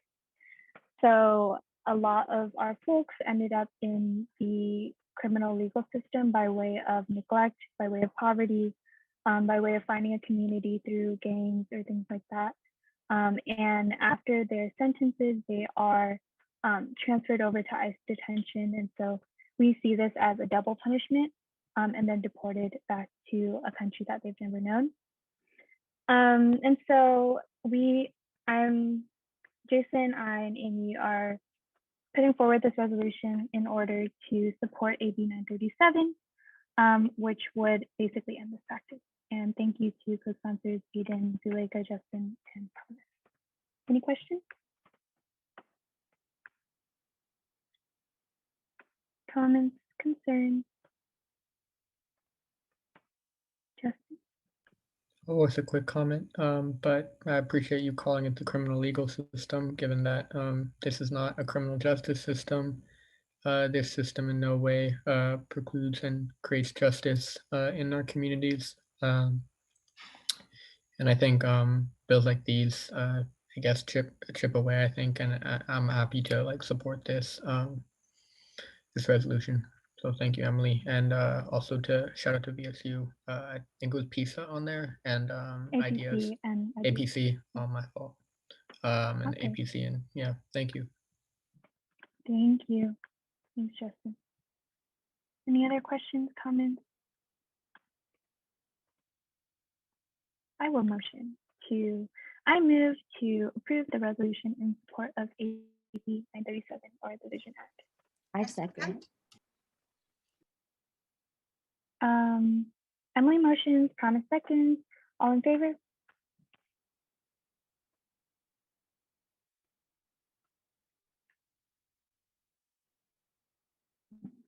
Cool. And with a unanimous 14 to 0 vote, the motion passes and the resolution is approved. Thank you all. I really appreciate your support. Great. Up to the next resolution on the agenda. Aiden, go ahead and take it away. Yeah, thanks so much. And actually, could we promote Emma Baruti? She'll be presenting on this. We definitely can. Cool. I think Emma is here. Great. Hi. Go ahead. So I'll quickly introduce Emma is our Director of Federal Relations in the EVP office, and on the subject and theme of the resolutions tonight on climate and legislative policy, she's excited to share more about the resolution. Yeah, well, first of all, thank you so much for having me. I'm really glad to be here. As Aiden said, I am the Federal Relations Director of the EVP office, have been the whole year. So it's nice to, I guess, see everyone, but I'm very happy to be here. And I just wanted to talk a little bit about a bill called HR 2307, which has a very long name, but we're gonna go with the Carbon Dividend and Energy Innovation Act, which was its name in the last legislative session. So a couple weeks back, I was approached by the Citizens Climate Lobby, which is basically a nonprofit organization that works a lot in, advancing environmental justice issues. And they wanted to garner the office's support for HR 2307, which is a bill to create a carbon dividend trust fund for the American people in order to encourage market-driven innovation of clean energy technologies and market efficiencies, which will reduce harmful pollution and leave a healthier, more stable, and more prosperous nation for future generations. Long story short, the bill is a carbon dividend bill that will also promote energy innovation, hence the Carbon Dividend and Energy Innovation Act. This would take revolutionary action at the federal level, which has not been done before, against climate change. It is one of the many steps that needs to be taken in order to actually take on the existential threat that is climate change at the federal level. So basically, this policy would put in place a fossil fuel fee on purchases of natural gas, oil, and coal that will increase in value over time. So they'll start small and grow larger over time. This is meant to push both businesses and consumers towards cleaner energy in a more slower way, but in a way that is more doable and more efficient for both consumers and businesses, while also giving sufficient time for clean energy technology to improve and therefore decrease in cost. The fee collection would then be put into a fund that will be distributed in equal shares to Americans in a similar fashion to the COVID stimulus payments. So you would receive basically a check that you can use for any sorts of purchases that you would like to use them for. Other than providing for the administrative costs of the program, the money that is made off of those fees will be directly transferred to American families. To also exert influence on other nations, imported goods would be taxed to account for the carbon use of the nation that they are originally from, and exported goods would be subsidized using the earnings from the imported goods. So this would make foreign goods basically follow the same fee system as all Americans' goods do domestically, but also ensures that American goods still compete at the international level by having lower prices. So if this bill is passed by Congress in this legislative session, it would ensure that America would go to net zero carbon emissions by 2050, which is amazing. That is not something that we have ever seen happen at the federal level. And we think that it's something that can be definitely taken on. So the EVP office basically believes that USAC should endorse HR 2307 because climate change itself is an existential crisis to the world as we know it. CalPERC definitely touched on that, but the UCLA administration has taken action to announce its commitment to clean energy and environmental friendliness by moving towards clean energy vehicles, saying that they would move to 100% clean energy and increasing their sustainable food sourcing, as well as taking concrete steps to decrease its greenhouse gas emissions. And we believe that USAC should show its solidarity with the environmental movement by endorsing this bill and also follow in the steps of the administration. In addition to the general threat of climate change, environmental injustice hits communities of color and low-income communities the hardest. USAC can stand in solidarity with these communities by endorsing this bill, which would not only reduce the burden of environmental injustice that is currently faced by these communities, but also provide them with carbon dividend payments and clean energy jobs that would be accessible. And accessibility to both of these dividend payments, as well as these jobs made by HR 2307, would open the doors of a UCLA and UC education to prospective students, while also improving the livelihood of current students and their families. This bill is currently supported by a lot of local governments in California and in Los Angeles, the LA County Board of Supervisors, the City of Santa Monica, and over 260 nonprofits have supported the bill and endorsed it. So we believe that USAC should follow in those steps. And it is for these reasons that the EVP office proposes this resolution to endorse the Carbon Dividend and Energy Innovation Act to the council. Please feel free to ask me any questions, but thank you so much for the time.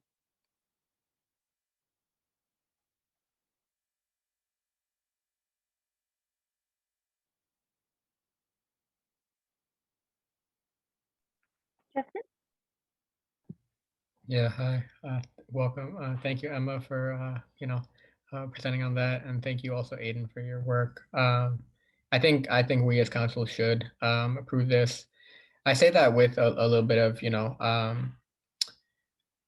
I do think it is well within the realm of what the U.S. Should do as far as wider and more comprehensive changes. I mean, I'm always a bit sad, I guess, with these market-driven bills. I think you had a realistic analysis as far as this is what the two-party system is willing to push forward. And so for that reason, I'm wanting to support. But it's well, and I don't want to shy away from saying it's well in their capacity to actually more holistically kind of change the way our system operates. Yeah, so still in support of this resolution. But yeah, just wanted to voice that. Definitely agree, Justin. And this bill is kind of the bipartisan bill out of Washington. It's one small measure of what needs to be done. Definitely much smaller than the work that is being done in California and in the CalPERP resolution we just endorsed. But it's one small step in the journey and something that is in line with USAC's bolder climate goals. Thanks, Justin and Aiden. Any other comments or questions? If not, can I get a motion? Yeah, I can go. I move to approve a resolution to endorse the Carbon Dividend and Energy Innovation Act. Seconded. Justin motions, Laura seconds, all in favor.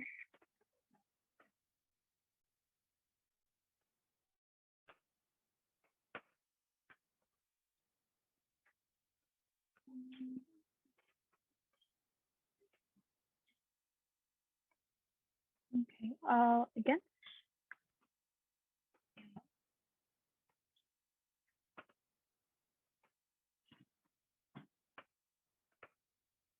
Do we only have 13 council members right now? Zoo, are you against? I don't think so.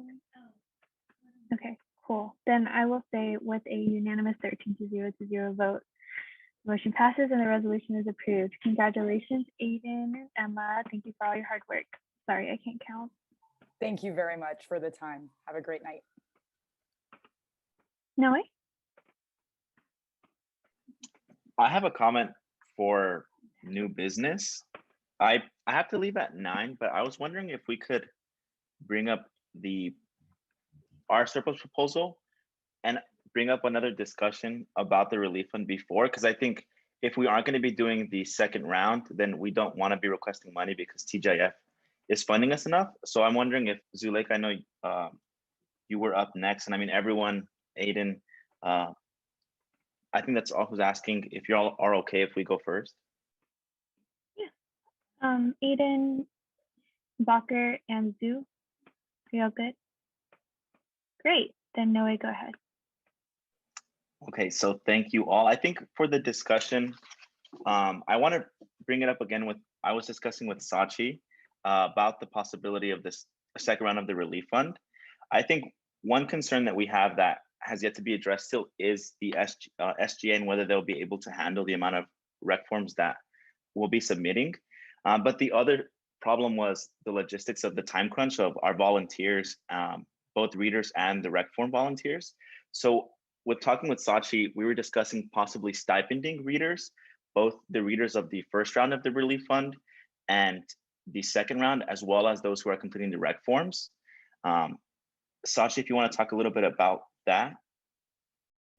Yeah, just briefly, I mean, I think that it's an incentive for people to volunteer, and I know that it's really difficult for students to take on unpaid labor in general, but it is an incentive for more people to apply for that work. And the other kind of like thought process I had is like very different but similar in the sense of like volunteer to help give out vaccines, and you might get early access to a vaccine. You know, you're volunteering to like do this work for the student body. Potentially a small monetary stipend is like a thank you for that contribution of time. And just to be clear, like TGIF would ultimately be the person, the committee with discretion over that, because it could come from the TGIF funding. But yeah, I'll pass it back to Noe to talk more. Yeah, so again, if it's up to TGIF and they can fund our readers and volunteers, coming up with an estimate of how much we would pay or stipend our readers, assuming we have 50 readers, 30 from the last round, 20 from the new round, and we pay them either $50 for the readings or $100 for the readings. And then our rec form volunteers, if we have 20 volunteers from past and future relief fund, we could either do $25 or $50. Pretty much the two estimates would be 3,000 minimum or 6,000 or something in between.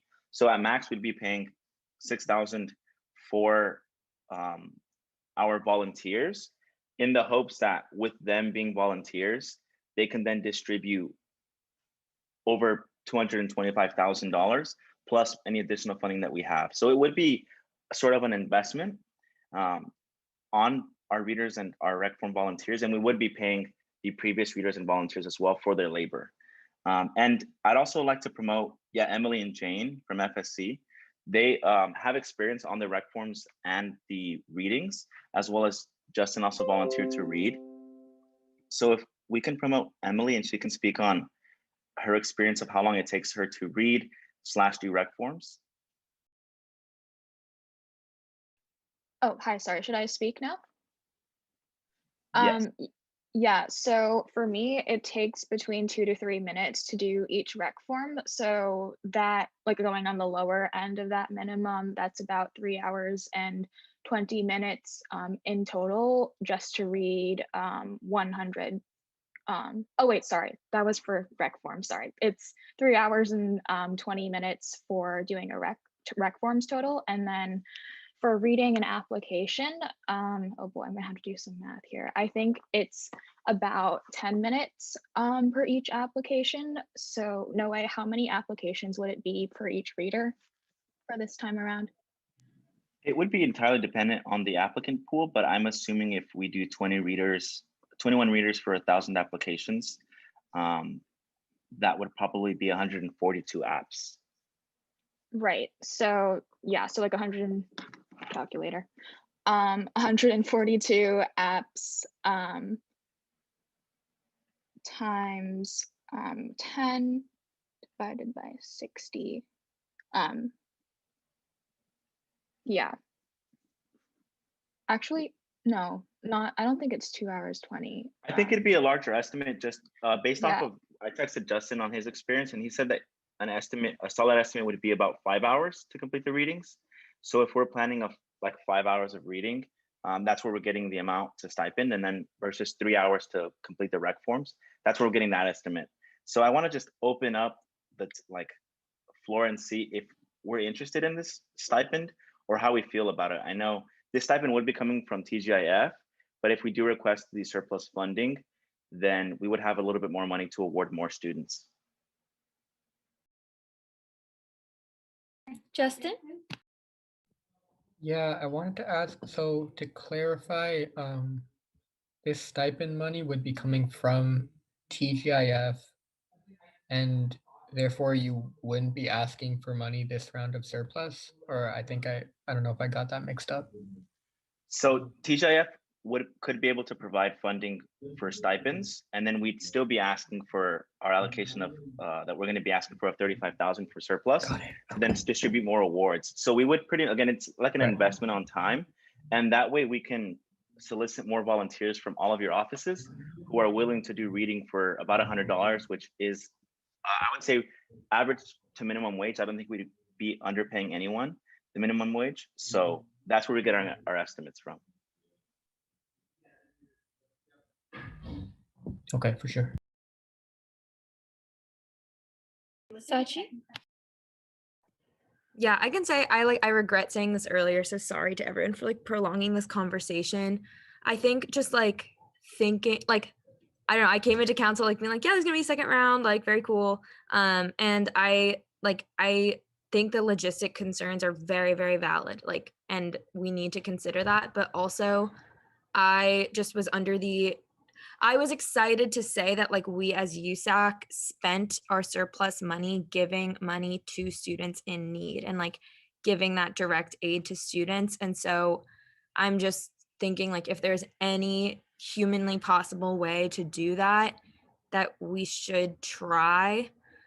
The SGA issue still stands, but at least with stipends, I believe that the issue of like the turnaround time on applications and recs is a lot faster. So open to others' thoughts and opinions. Promise? Yeah, I wanted to ask for I think like probably like Patty or Jessica or Dr. Geller or anyone who uh does hiring paperwork. If we were to do a stipend, wouldn't we have to hire folks through HR? Um I'm not fully sure. So like cuz that I know those forms often take a while cuz people have to yeah, go ahead, Sachi. Yeah, I was just thinking like a Visa gift card. So not an official stipend, more of like a Oh, thank you and not even like honorarium.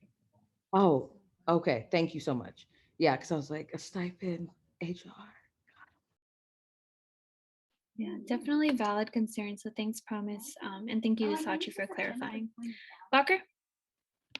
Hi. Okay. So my first thought is that if we can't really get things in time or like the logistics are hard, can we like either allocate the money for the like for summer or like for the next officer to come to allocate, or like leave that money to the next council to allocate? Like if we leave that money, like there's two options. Like one is to allocate it now and leave like the funding and everything for the next officer, and the second part is like during summer, and the second option might be can can we leave it like and like leave the surplus for the next council to allocate during summer? Is any of the two options possible?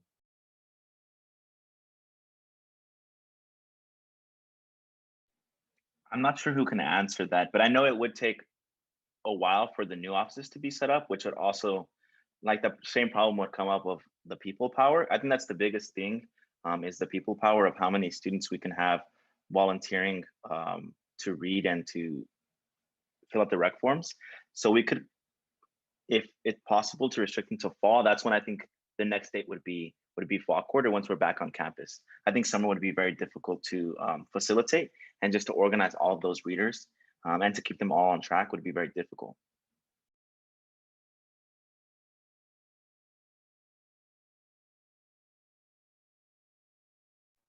Patty? I'll let Jessica respond in regards to TJF and, restriction to carry over. But in regards to the surplus, you would need to allocate and spend those funds this fiscal year, so till the end of July. All right, thank you, Patty. Jessica, did you want to jump in about TGIF? Sure, yeah, it's the same guidance for TGIF. Funds allocated this year need to be spent by July, but if there were additional funds left over, TGIF can reopen an account next year to utilize the remainder, but they wouldn't be available till fall. So that is a unique thing of TGIF, but anything you want to spend this year, and I believe the rec deadline per SGA is June 30th. So any requisitions would have to be submit by then to be able to be processed by the end of July. to utilize the money during the summer. It won't be available to use in the later half of summer, like August, September. So that's just something to keep in mind.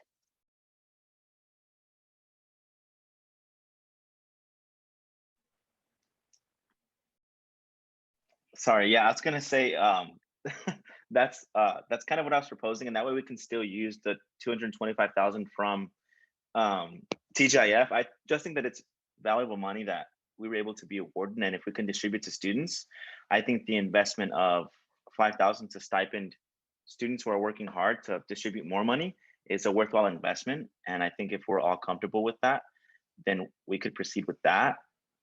Of course, I would still need to meet with SGA to see the feasibility of this, and then we can get the green light to launch it if there's no opposition or any more questions. Cool. Is anyone opposed to what Noe is proposing? Could you repeat it? I think it cut out a little for me. Sorry. Yeah, Noe, do you want to really quickly summarize again? So this isn't my surplus ask. This is just more so of a proposal if we're comfortable with still launching the second round of the relief fund, with the stipulation that we'll be providing students with gift cards, whether that may be a Visa or UCLA still in the air. We'd provide them the Visa gift cards in order to be able to complete our readings and our rec forms by the end of this quarter still. So we would still do the same process that I'd mentioned earlier of the timeline and still launch it, and then have enough time to kind of fully finish everything. The reason why we want to provide them a gift card is to provide the incentive to finish it on time, and to really solicit more volunteers. So that's how why we would be stipending them or giving them a gift card. Doctor? I'm just a little bit confused. So are you gonna be like having a next round of applications, or like just next round of distributing funds to those who already applied but did not get like did not get an allocation? We would be reopening the fund. So that's kind of the goal, is to then receive more applications to then provide more students the opportunity to receive the award. So we would just be reopening it, and excluding the past recipients. Cool. Thanks, Noe, for all that clarity. I will again ask for any opposition. If not, then Noe, was that your presentation, or do you have another presentation? I can just, do I have to have a formal presentation for the No, relief I fund? just need your amount that you're asking for, like So right now. I'll be asking for 35,000. 35,000. Perfect. Thank you so much, Noe. Thank you. Are we good with closing this item for now? Great. Next up is the transfer, graduation packaging, and shipping. And Zuleika, you can go ahead and take it away. I'm going to be timing 5 minutes just to keep us on a good schedule for the night. Thank you, Emily. Can you promote Bradley? I don't know if Arman is here. I don't see. I just promoted Herman, Perfect. and I just promoted Bradley too. So yeah. Awesome, thank you. So let me share my screen really quick. Sorry, y'all, I'm like really tired. Okay. Okay, so we're gonna be introducing the transfer, graduation, packaging, and shipping. And I will pass it off to Bradley to explain the funding. Hi everyone. So yeah, I'm just gonna break down the funding for the Transfer Student Center really quickly. So just to give you kind of a brief overview of it, the center does not have any type of permanent funding. Every year, the Bruin Resource Center allocates around $10,000 to the Transfer Student Center to support all non-personnel programmatic and outreach expenditures. This includes events like graduation, promotional items, t-shirts like the I Heart UCLA transfer t-shirts, etc., things like that. Last year, the Bruin Resource Center allocated a portion of their SFAC funding to support the center to hire student staff. To give you kind of a brief overview of how SFAC is going now, since I sit on the committee, we have very little funds. We're kind of in the process of going over the request and seeing what we will fund, what we will partially fund, and what we won't fund at all. There's a lot of requests and not enough money going around. So we're kind of scrambling to see what's going to happen next year. We've already had to kind of deny a lot of requests because if we were to accept them, SVAC would go into like deficit, and it's just a lot of funding that isn't there that's really needed. And the center has always been overlooked, and in past few years, like the center just hasn't really been funded by SVAC or any other like kind of um, funding body.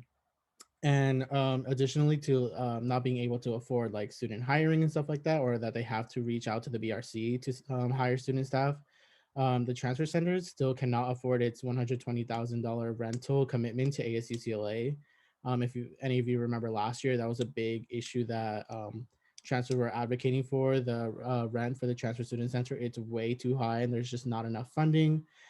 We've talked to administrators about this, and some things are like, oh, maybe we can move the center, which is an option, but personally, that just rubs me the wrong way because Kirchhoff has really become a home to transfers. It's been where the Transfer Student Center has lived over the last few years. And we shouldn't have to move the Transfer Student Center in order to actually, you know, keep it going, like, because we're afraid that if there just isn't enough funding, it'll ultimately disappear. And I will pass it on to Herman. Thank you so much, Bradley. Hi, y'all. I'm Herman, and I'm speaking to you today in my capacity as a student worker, an employee of the Transfer Student Center. So some important things to consider coming about this funding is that every year, approximately 72% of the of transfers graduate within the 2 years of each graduating class. So that's about 2,500, and 10K does not go very far for that.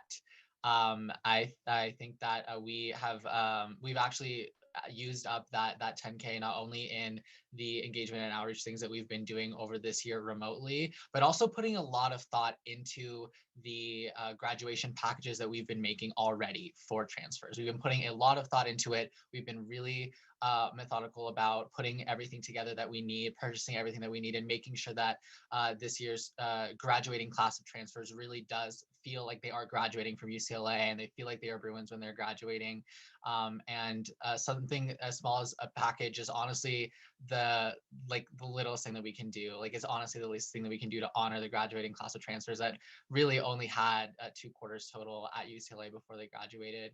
And so we will not be able to afford this unless we dip in more of the BRC's money. And since we've already done the work to put together these packages, all we really need is this last step in order to actually be able to send them out to graduating transfers. Thank you for that, Herman. So the quick breakdown is really simple. It's literally like $5 for packaging plus the $8 for shipping, and the $8 for shipping has to do with the dimensions and the weight of the packages. So that comes out to about $13 per package. I know it says 1,600 packages ready, and that's because of the students who participated in our survey who wanted a graduation package, but it also has to do with just the Transfer Student Center not being able to accommodate all 2,500 students who will be graduating. And so with that being said, right, when we did the calculations, it comes out to about 20,800 total, but we are aware that the funding, the funding that we're doing right now is surplus, is mostly done for direct aid, right? And we support direct aid. And so because of that, we're only going to be asking for about 15,000, to provide transfer graduates a small package of gratitude for their graduation. And that's it. Thank you, everyone. Thank you so much, Zuleika, and thank you, Bradley and Herman, for coming and giving this presentation. Do any folks have questions for Zuleika and the TSR team?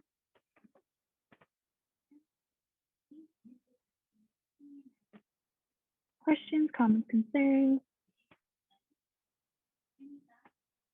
All right.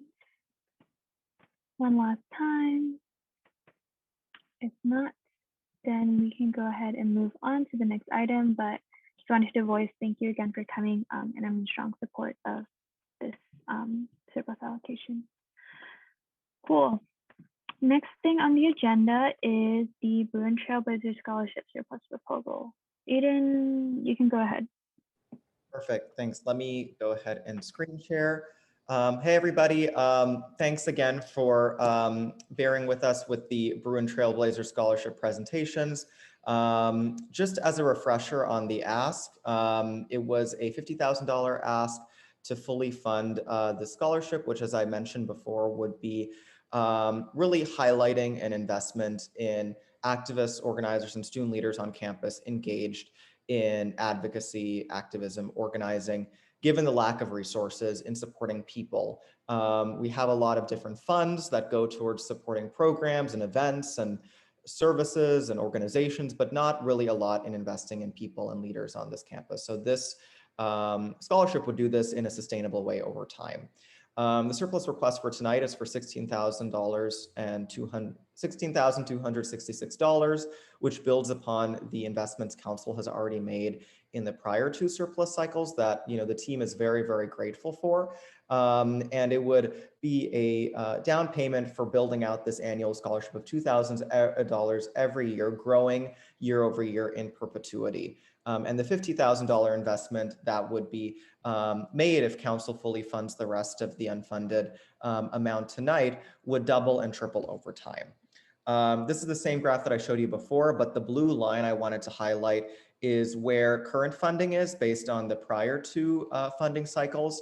Where we're at right now based on council surplus allocations is it would only be able to be a $1,350 scholarship at its initial level. Of course, after 50 years, that would go to $3,560, but it would be kind of paling in comparison to the fully funded amount, which would be more money in students' pockets each year and allow us to do more scholarships over time. You can also see this reflected in the cumulative amount. Current funding at current levels would mean by 2056, the scholarship would have dispersed $67,000 in scholarships directly to students. Of course, that is above the $50,000 investment that you'd be making, which is good, but still much lower than the doubling in 2056 that would happen under full funding. So just kind of highlighting that disparity and what in kind of tangible terms, the $16,266 would mean if council approves it tonight. I'm also very grateful for the continued conversations I've had with folks on council to really hone in on the specifics of what this would look like and the different concerns and provisions many of you wanted to see in this. So as a refresher, the scholarship would be invested in accordance with best practice, environmental, social, and governance values-based standards that are reflective of the values of council and making sure that the money is going in places that we want it to. It would also be administered by the Alumni Association, which has a proven track record of student alumni engagement and impartial allocation of scholarships. Really good team there that would allow this to continue year over year and be institutionalized beyond our current council. It would also rely on a board of alumni, former student leaders and current student leaders not applying, to impartially review applications. I spoke to many of you about who those student leaders could be. I think we have great folks that have been active, not only in the prior years that we have interacted with, but far into the past. We have really great alumni student leaders. And then many of you who will be graduating this year will of course be alumni student leaders yourselves and would love to have your volunteering and input in the scholarship. And then of course, the idea of having this scholarship be transfer inclusive, not having it be stuck in deadlines that are not inclusive to incoming transfer students who have been leaders on their own prior campuses and prior institutions. The idea would be this to be advertised in fall and taken into consideration leadership experiences outside of UCLA in the broader community and at prior institutions. So that's kind of, again, the pitch in brief. Really grateful for the conversations that I've had and the support from many of you, and respectfully request the surplus allocation of $16,000 and $266 to meet the unfunded need, and greatly appreciate the engagement on this scholarship thus far. Thanks, Aiden. Do folks have questions, comments, concerns?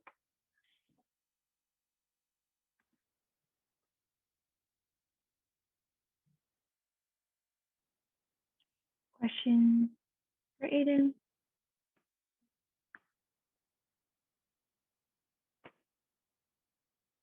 Okay, seeing none, then thanks, Aiden. We'll go ahead and move on to the next surplus proposal now. And now we have Fokker giving one about international student orientation. Hi, okay, so I think I can share screen, right? Yes, sir. Okay. So can you see it? Okay, hi everyone. Okay, so I'm today asking you for service allocation for international undergraduates, and that specifically to allocate to ECRT/dash here. So why? There are a few reasons. First, in terms of statistics, we know from our own survey that housing and food security are considered top priority in terms of 35%, 25% respectively. In terms of financial well-being, students reported that 7% has poor financial well-being and 17% fair financial well-being. Additionally, some statistics from the undergraduate, the UC undergraduate experience survey. Okay, just a minute, because I can't see. Yeah. That in terms of grants and scholarships provided to international students, like, are they enough? The international students said 17% disagreed and 16% only disagreed. Additionally speaking, there are additional expenses for international students and less financial resources. For example, many international students are going to be coming through air flights from their own countries. Air flights in general have increased in terms of price with the pandemic. International students pay double the tuition, triple the tuition, and then, can you hear me? Yeah, I think we can hear you. Okay, yeah. Okay, and then they have less access to tech grants and loans, orientation. So we have the orientation, the normal orientation, but which would usually offer waivers for students up to 20%. That option is not available for international students because that is considered financial aid. Additionally speaking, we do have an additional orientation that is mandatory and it costs $59. It's called iStart. So that's in addition to the normal orientation.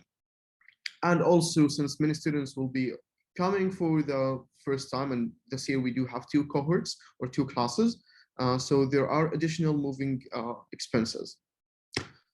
So the proposal is to allocate $25,000 to SRT and DashU. So SRT will be the ones administering this fund with the assistance from DashU in terms of reach out, and in general, the SRT have a DashU liaison.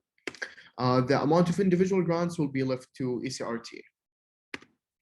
So previously in the year 2019-20, there have been a previous allocation to ECRT specifically for international undergraduates for the amount of $50,000. The average grant was $2,349.14 for 22 students. It took about 1 year for that amount to be spent. So why ECRT specifically? Why not another entity, or why not have our own fund? Because we already have an established system through ECRT that knows specific international issues, or like issues specific to international students. And generally speaking, DashU and other resources, student affairs resources, refer international students directly to ECRT. So it's a known resource for international students. Why now? So there are 3 reasons. The first one is that we won't be having fund-specific funds in general, like basic funds, until the next council decides to. And again, that adds why ECRT. So as you know from the previous discussion, we only have until June to do the requisite forms. giving this money to ECRT would mean that they could provide funding through the summer and even fall. So this period of transition would be covered. Summer in general comes with increased costs, like for travel and so on, and regardless if you're continuing or incoming student. And again, a lot of students will be moving for the first time.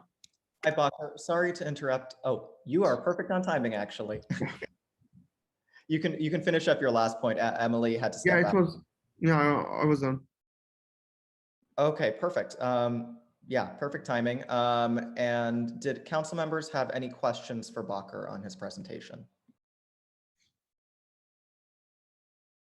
Yes, Justin. Hello, I know we already talked about this a bit. Did you get the chance to talk with ECRT and DashU about Yes. the implementation? What was their Yeah. response? So the process is going to be that after the allocation is made by council, regardless of that amount, DashU will work with SRT to for the in terms of the logistics and the money transfer. DashU already has a liaison with the SRT, so they're part of the committee, and they work closely together. So in terms of the logistics, it will be mainly handled by staff members from DashU, and then subsequently SRT. And Josh? Yes, hi. Bakr, just a reminder based upon the email chain that went back and forth with DashU. So what would end up happening is the money will go to ECRT, and ECRT can give it to international students who may be in financial crisis. However, ECRT cannot fund orientation. So I just want to make sure that that is clear because of the title of the request. Yeah, the request was, okay, so regarding this note, so we did have a few options before coming to deciding to do the ECRT grants. The plan was to first have like a 20% to do the same, to provide the same waiver process, and the iStart waiver process as well. But then there was issues in terms of incoming international students would need to show financial need, financial ability to be in the US. So they cannot in the same time apply for base need waivers. So that would cause an issue. We also tried subsidizing the iStart orientation because it's mandatory, but we weren't able to, we know that we are not able to have partial fees for iStart. It's because of the licensing and so on. There was another proposal to have $300 ECRT grants, but knowing from the previous fund that the average was 2,350 approximately, 300 was too low, and we believe that SRT can better estimate the need of students. So yeah. Great. Any other questions for Bakr?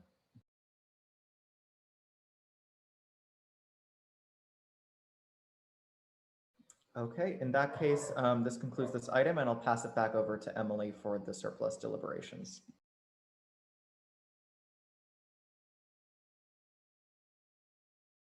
I'm so sorry. I keep losing the Zoom tab sometimes when I'm looking at the agenda.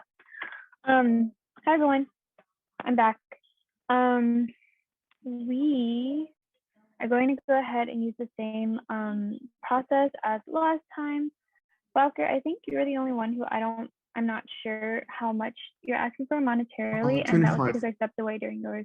25K.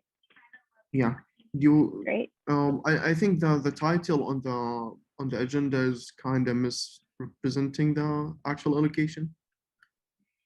So it's not for the orientation specifically. Oh, well, I wasn't given another title, so I'm sorry. But I think it's okay, Bakr, as long as you link your proposal, your presentation Sure. Yeah, on I the got agenda for folks to look at. Thank you. Cool. All right, so I have made the forms. Again, please go ahead and use the same process as last time in terms of writing how much you wish to allocate. We'll take an average, and then we will do that. Jessica and Patty, would y'all be able to remind us how much? Patty? Noah wanted to know if he can still vote even though he's not here, and or if he can pop in to be able to vote. You can pop in if you want. Okay, but he has to like physically be here to vote. Yes. Yes. Yes, he does. Thank you. Cool. Can I get the full amount of the surplus pool that's at hand right now, please? Well, thank you so much, Patty. And I'll put it on top. Uh-oh. I just put it in the chat. 915. Thank you. I can So also screen share if 115,000. you'd like. It's okay. I think this would be okay. 829.33. Okay, cool. I'm gonna send the form in our USAC group meet, so please go ahead and check the group meet so we can start allocation.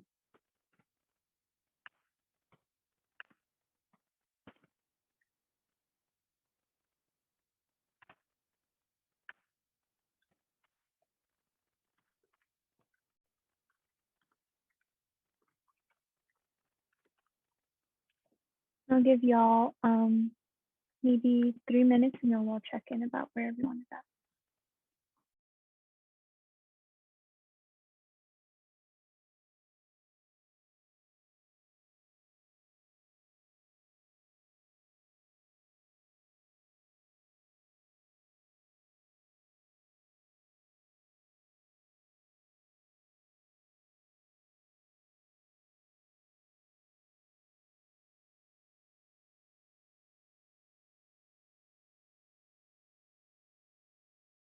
I'm so sorry. I will give y'all permission.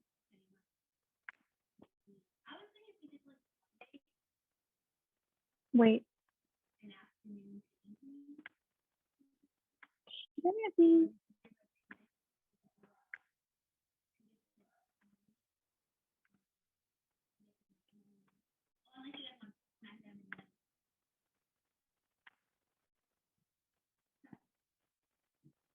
Okay, thanks.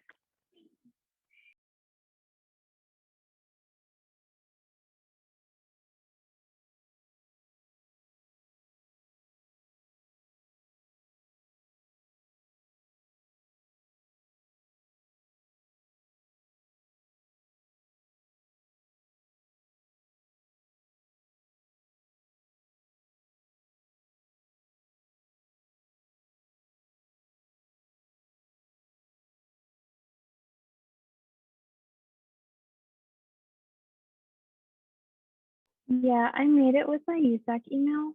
So if folks can sign into their USAC email to do it, that would be great.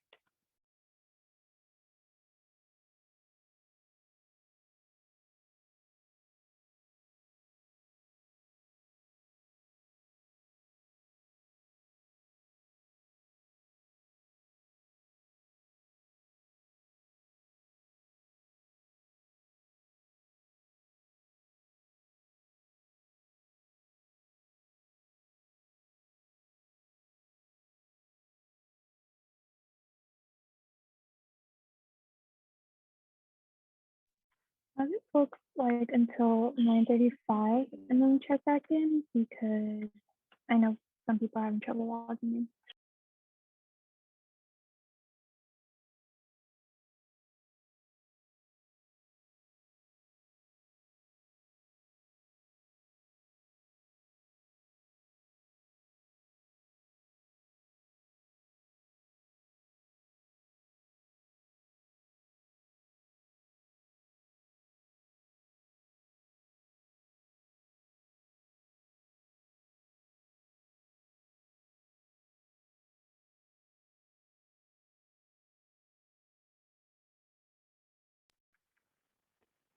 I don't know if this is clear, but y'all should be allocating based on how much was asked and not how much is in the pool.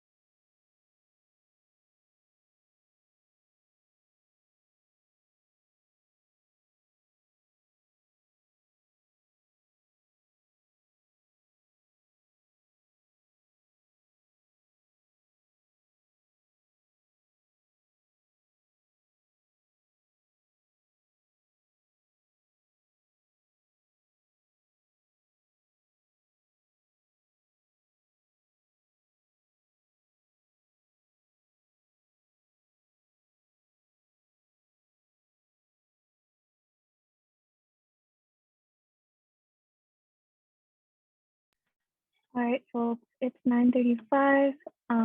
Does anyone still feel the need to vote who hasn't voted yet? If not, I'm going to start calculating averages. Comments?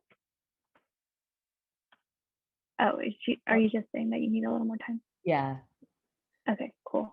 Is 1 minute okay? Yes. Thank you. Cool.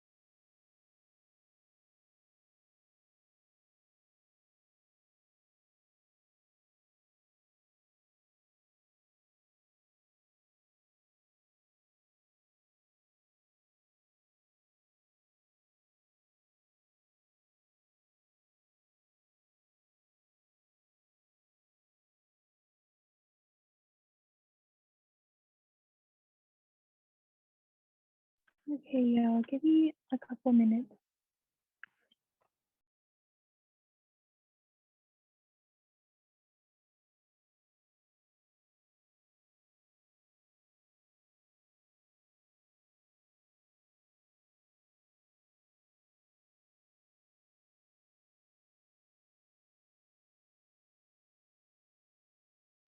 Just letting y'all know, one person did not do this process correctly for one of the allocations, so I'm just going to exclude it from the average.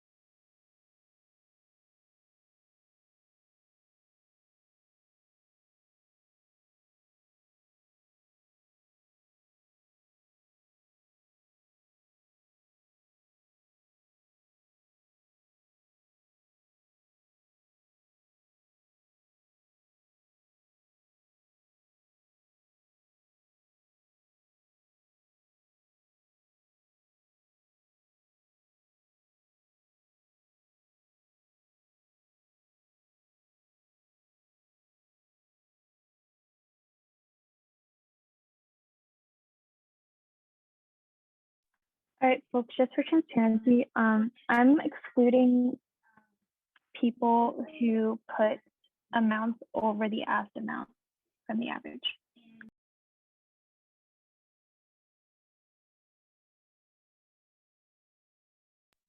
And I'm now done with the averages.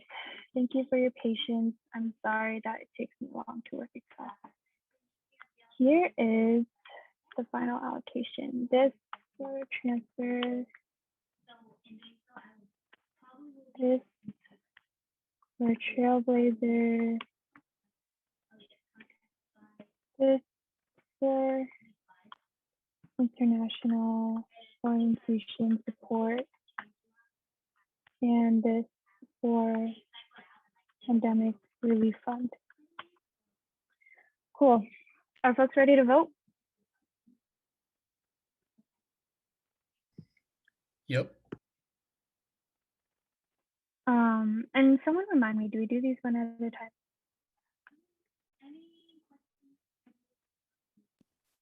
Emily, yes, they should be done one at a time and Thank you. completely consensus. Thank you, Josh. Great, thanks. Just wanted to make sure. Can I get a motion for the transfer graduation package, packaging and shipping? I move to allocate $15,000 of surplus funding to transfer graduation packaging and shipping. Second. Aiden motions, Zuleika seconds. All in favor?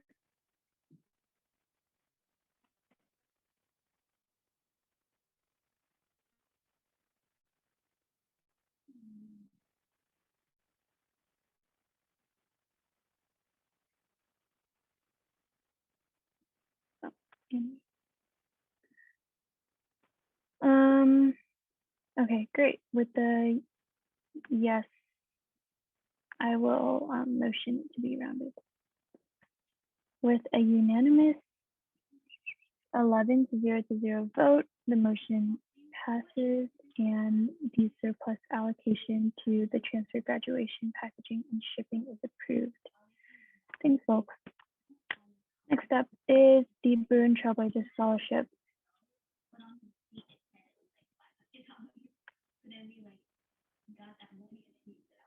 Can I get a motion?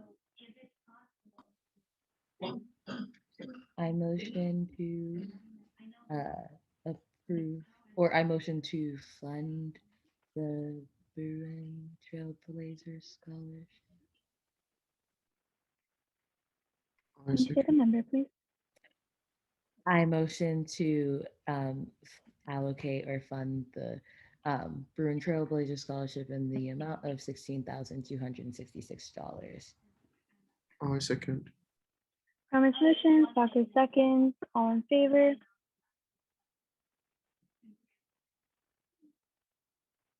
Cool, with a unanimous, 12 to 0 vote. The motion passes and the allocation to the Bruin Trailblazer Scholarship is approved. Next up, I'll motion this one. I move to approve $23,182 for international student orientation support. I second.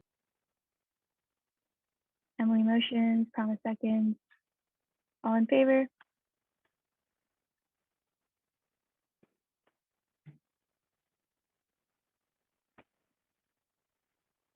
All against?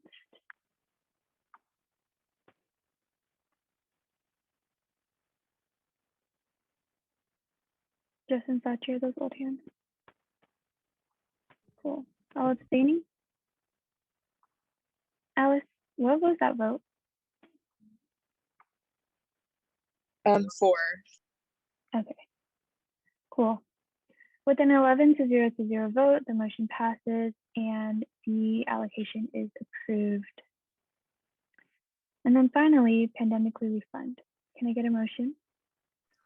I motion to fund $34,500 for the pandemic relief fund. I second. I second. Lawson motions, Promise seconds. All in favor?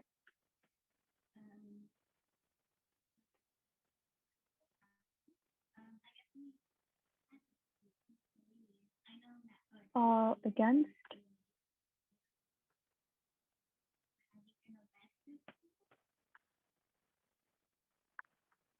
All abstaining? Cool. With an 11 to 0 vote, motion passes and the allocation is approved. Yay, thank you everyone for sitting through the last round of surplus allocations for the year. Ooh, and congratulations to all the projects that were funded. Cool. And that was the last thing on the agenda for today. So I'm going to go ahead and adjourn this meeting at 9:44 p.m. The recording has stopped.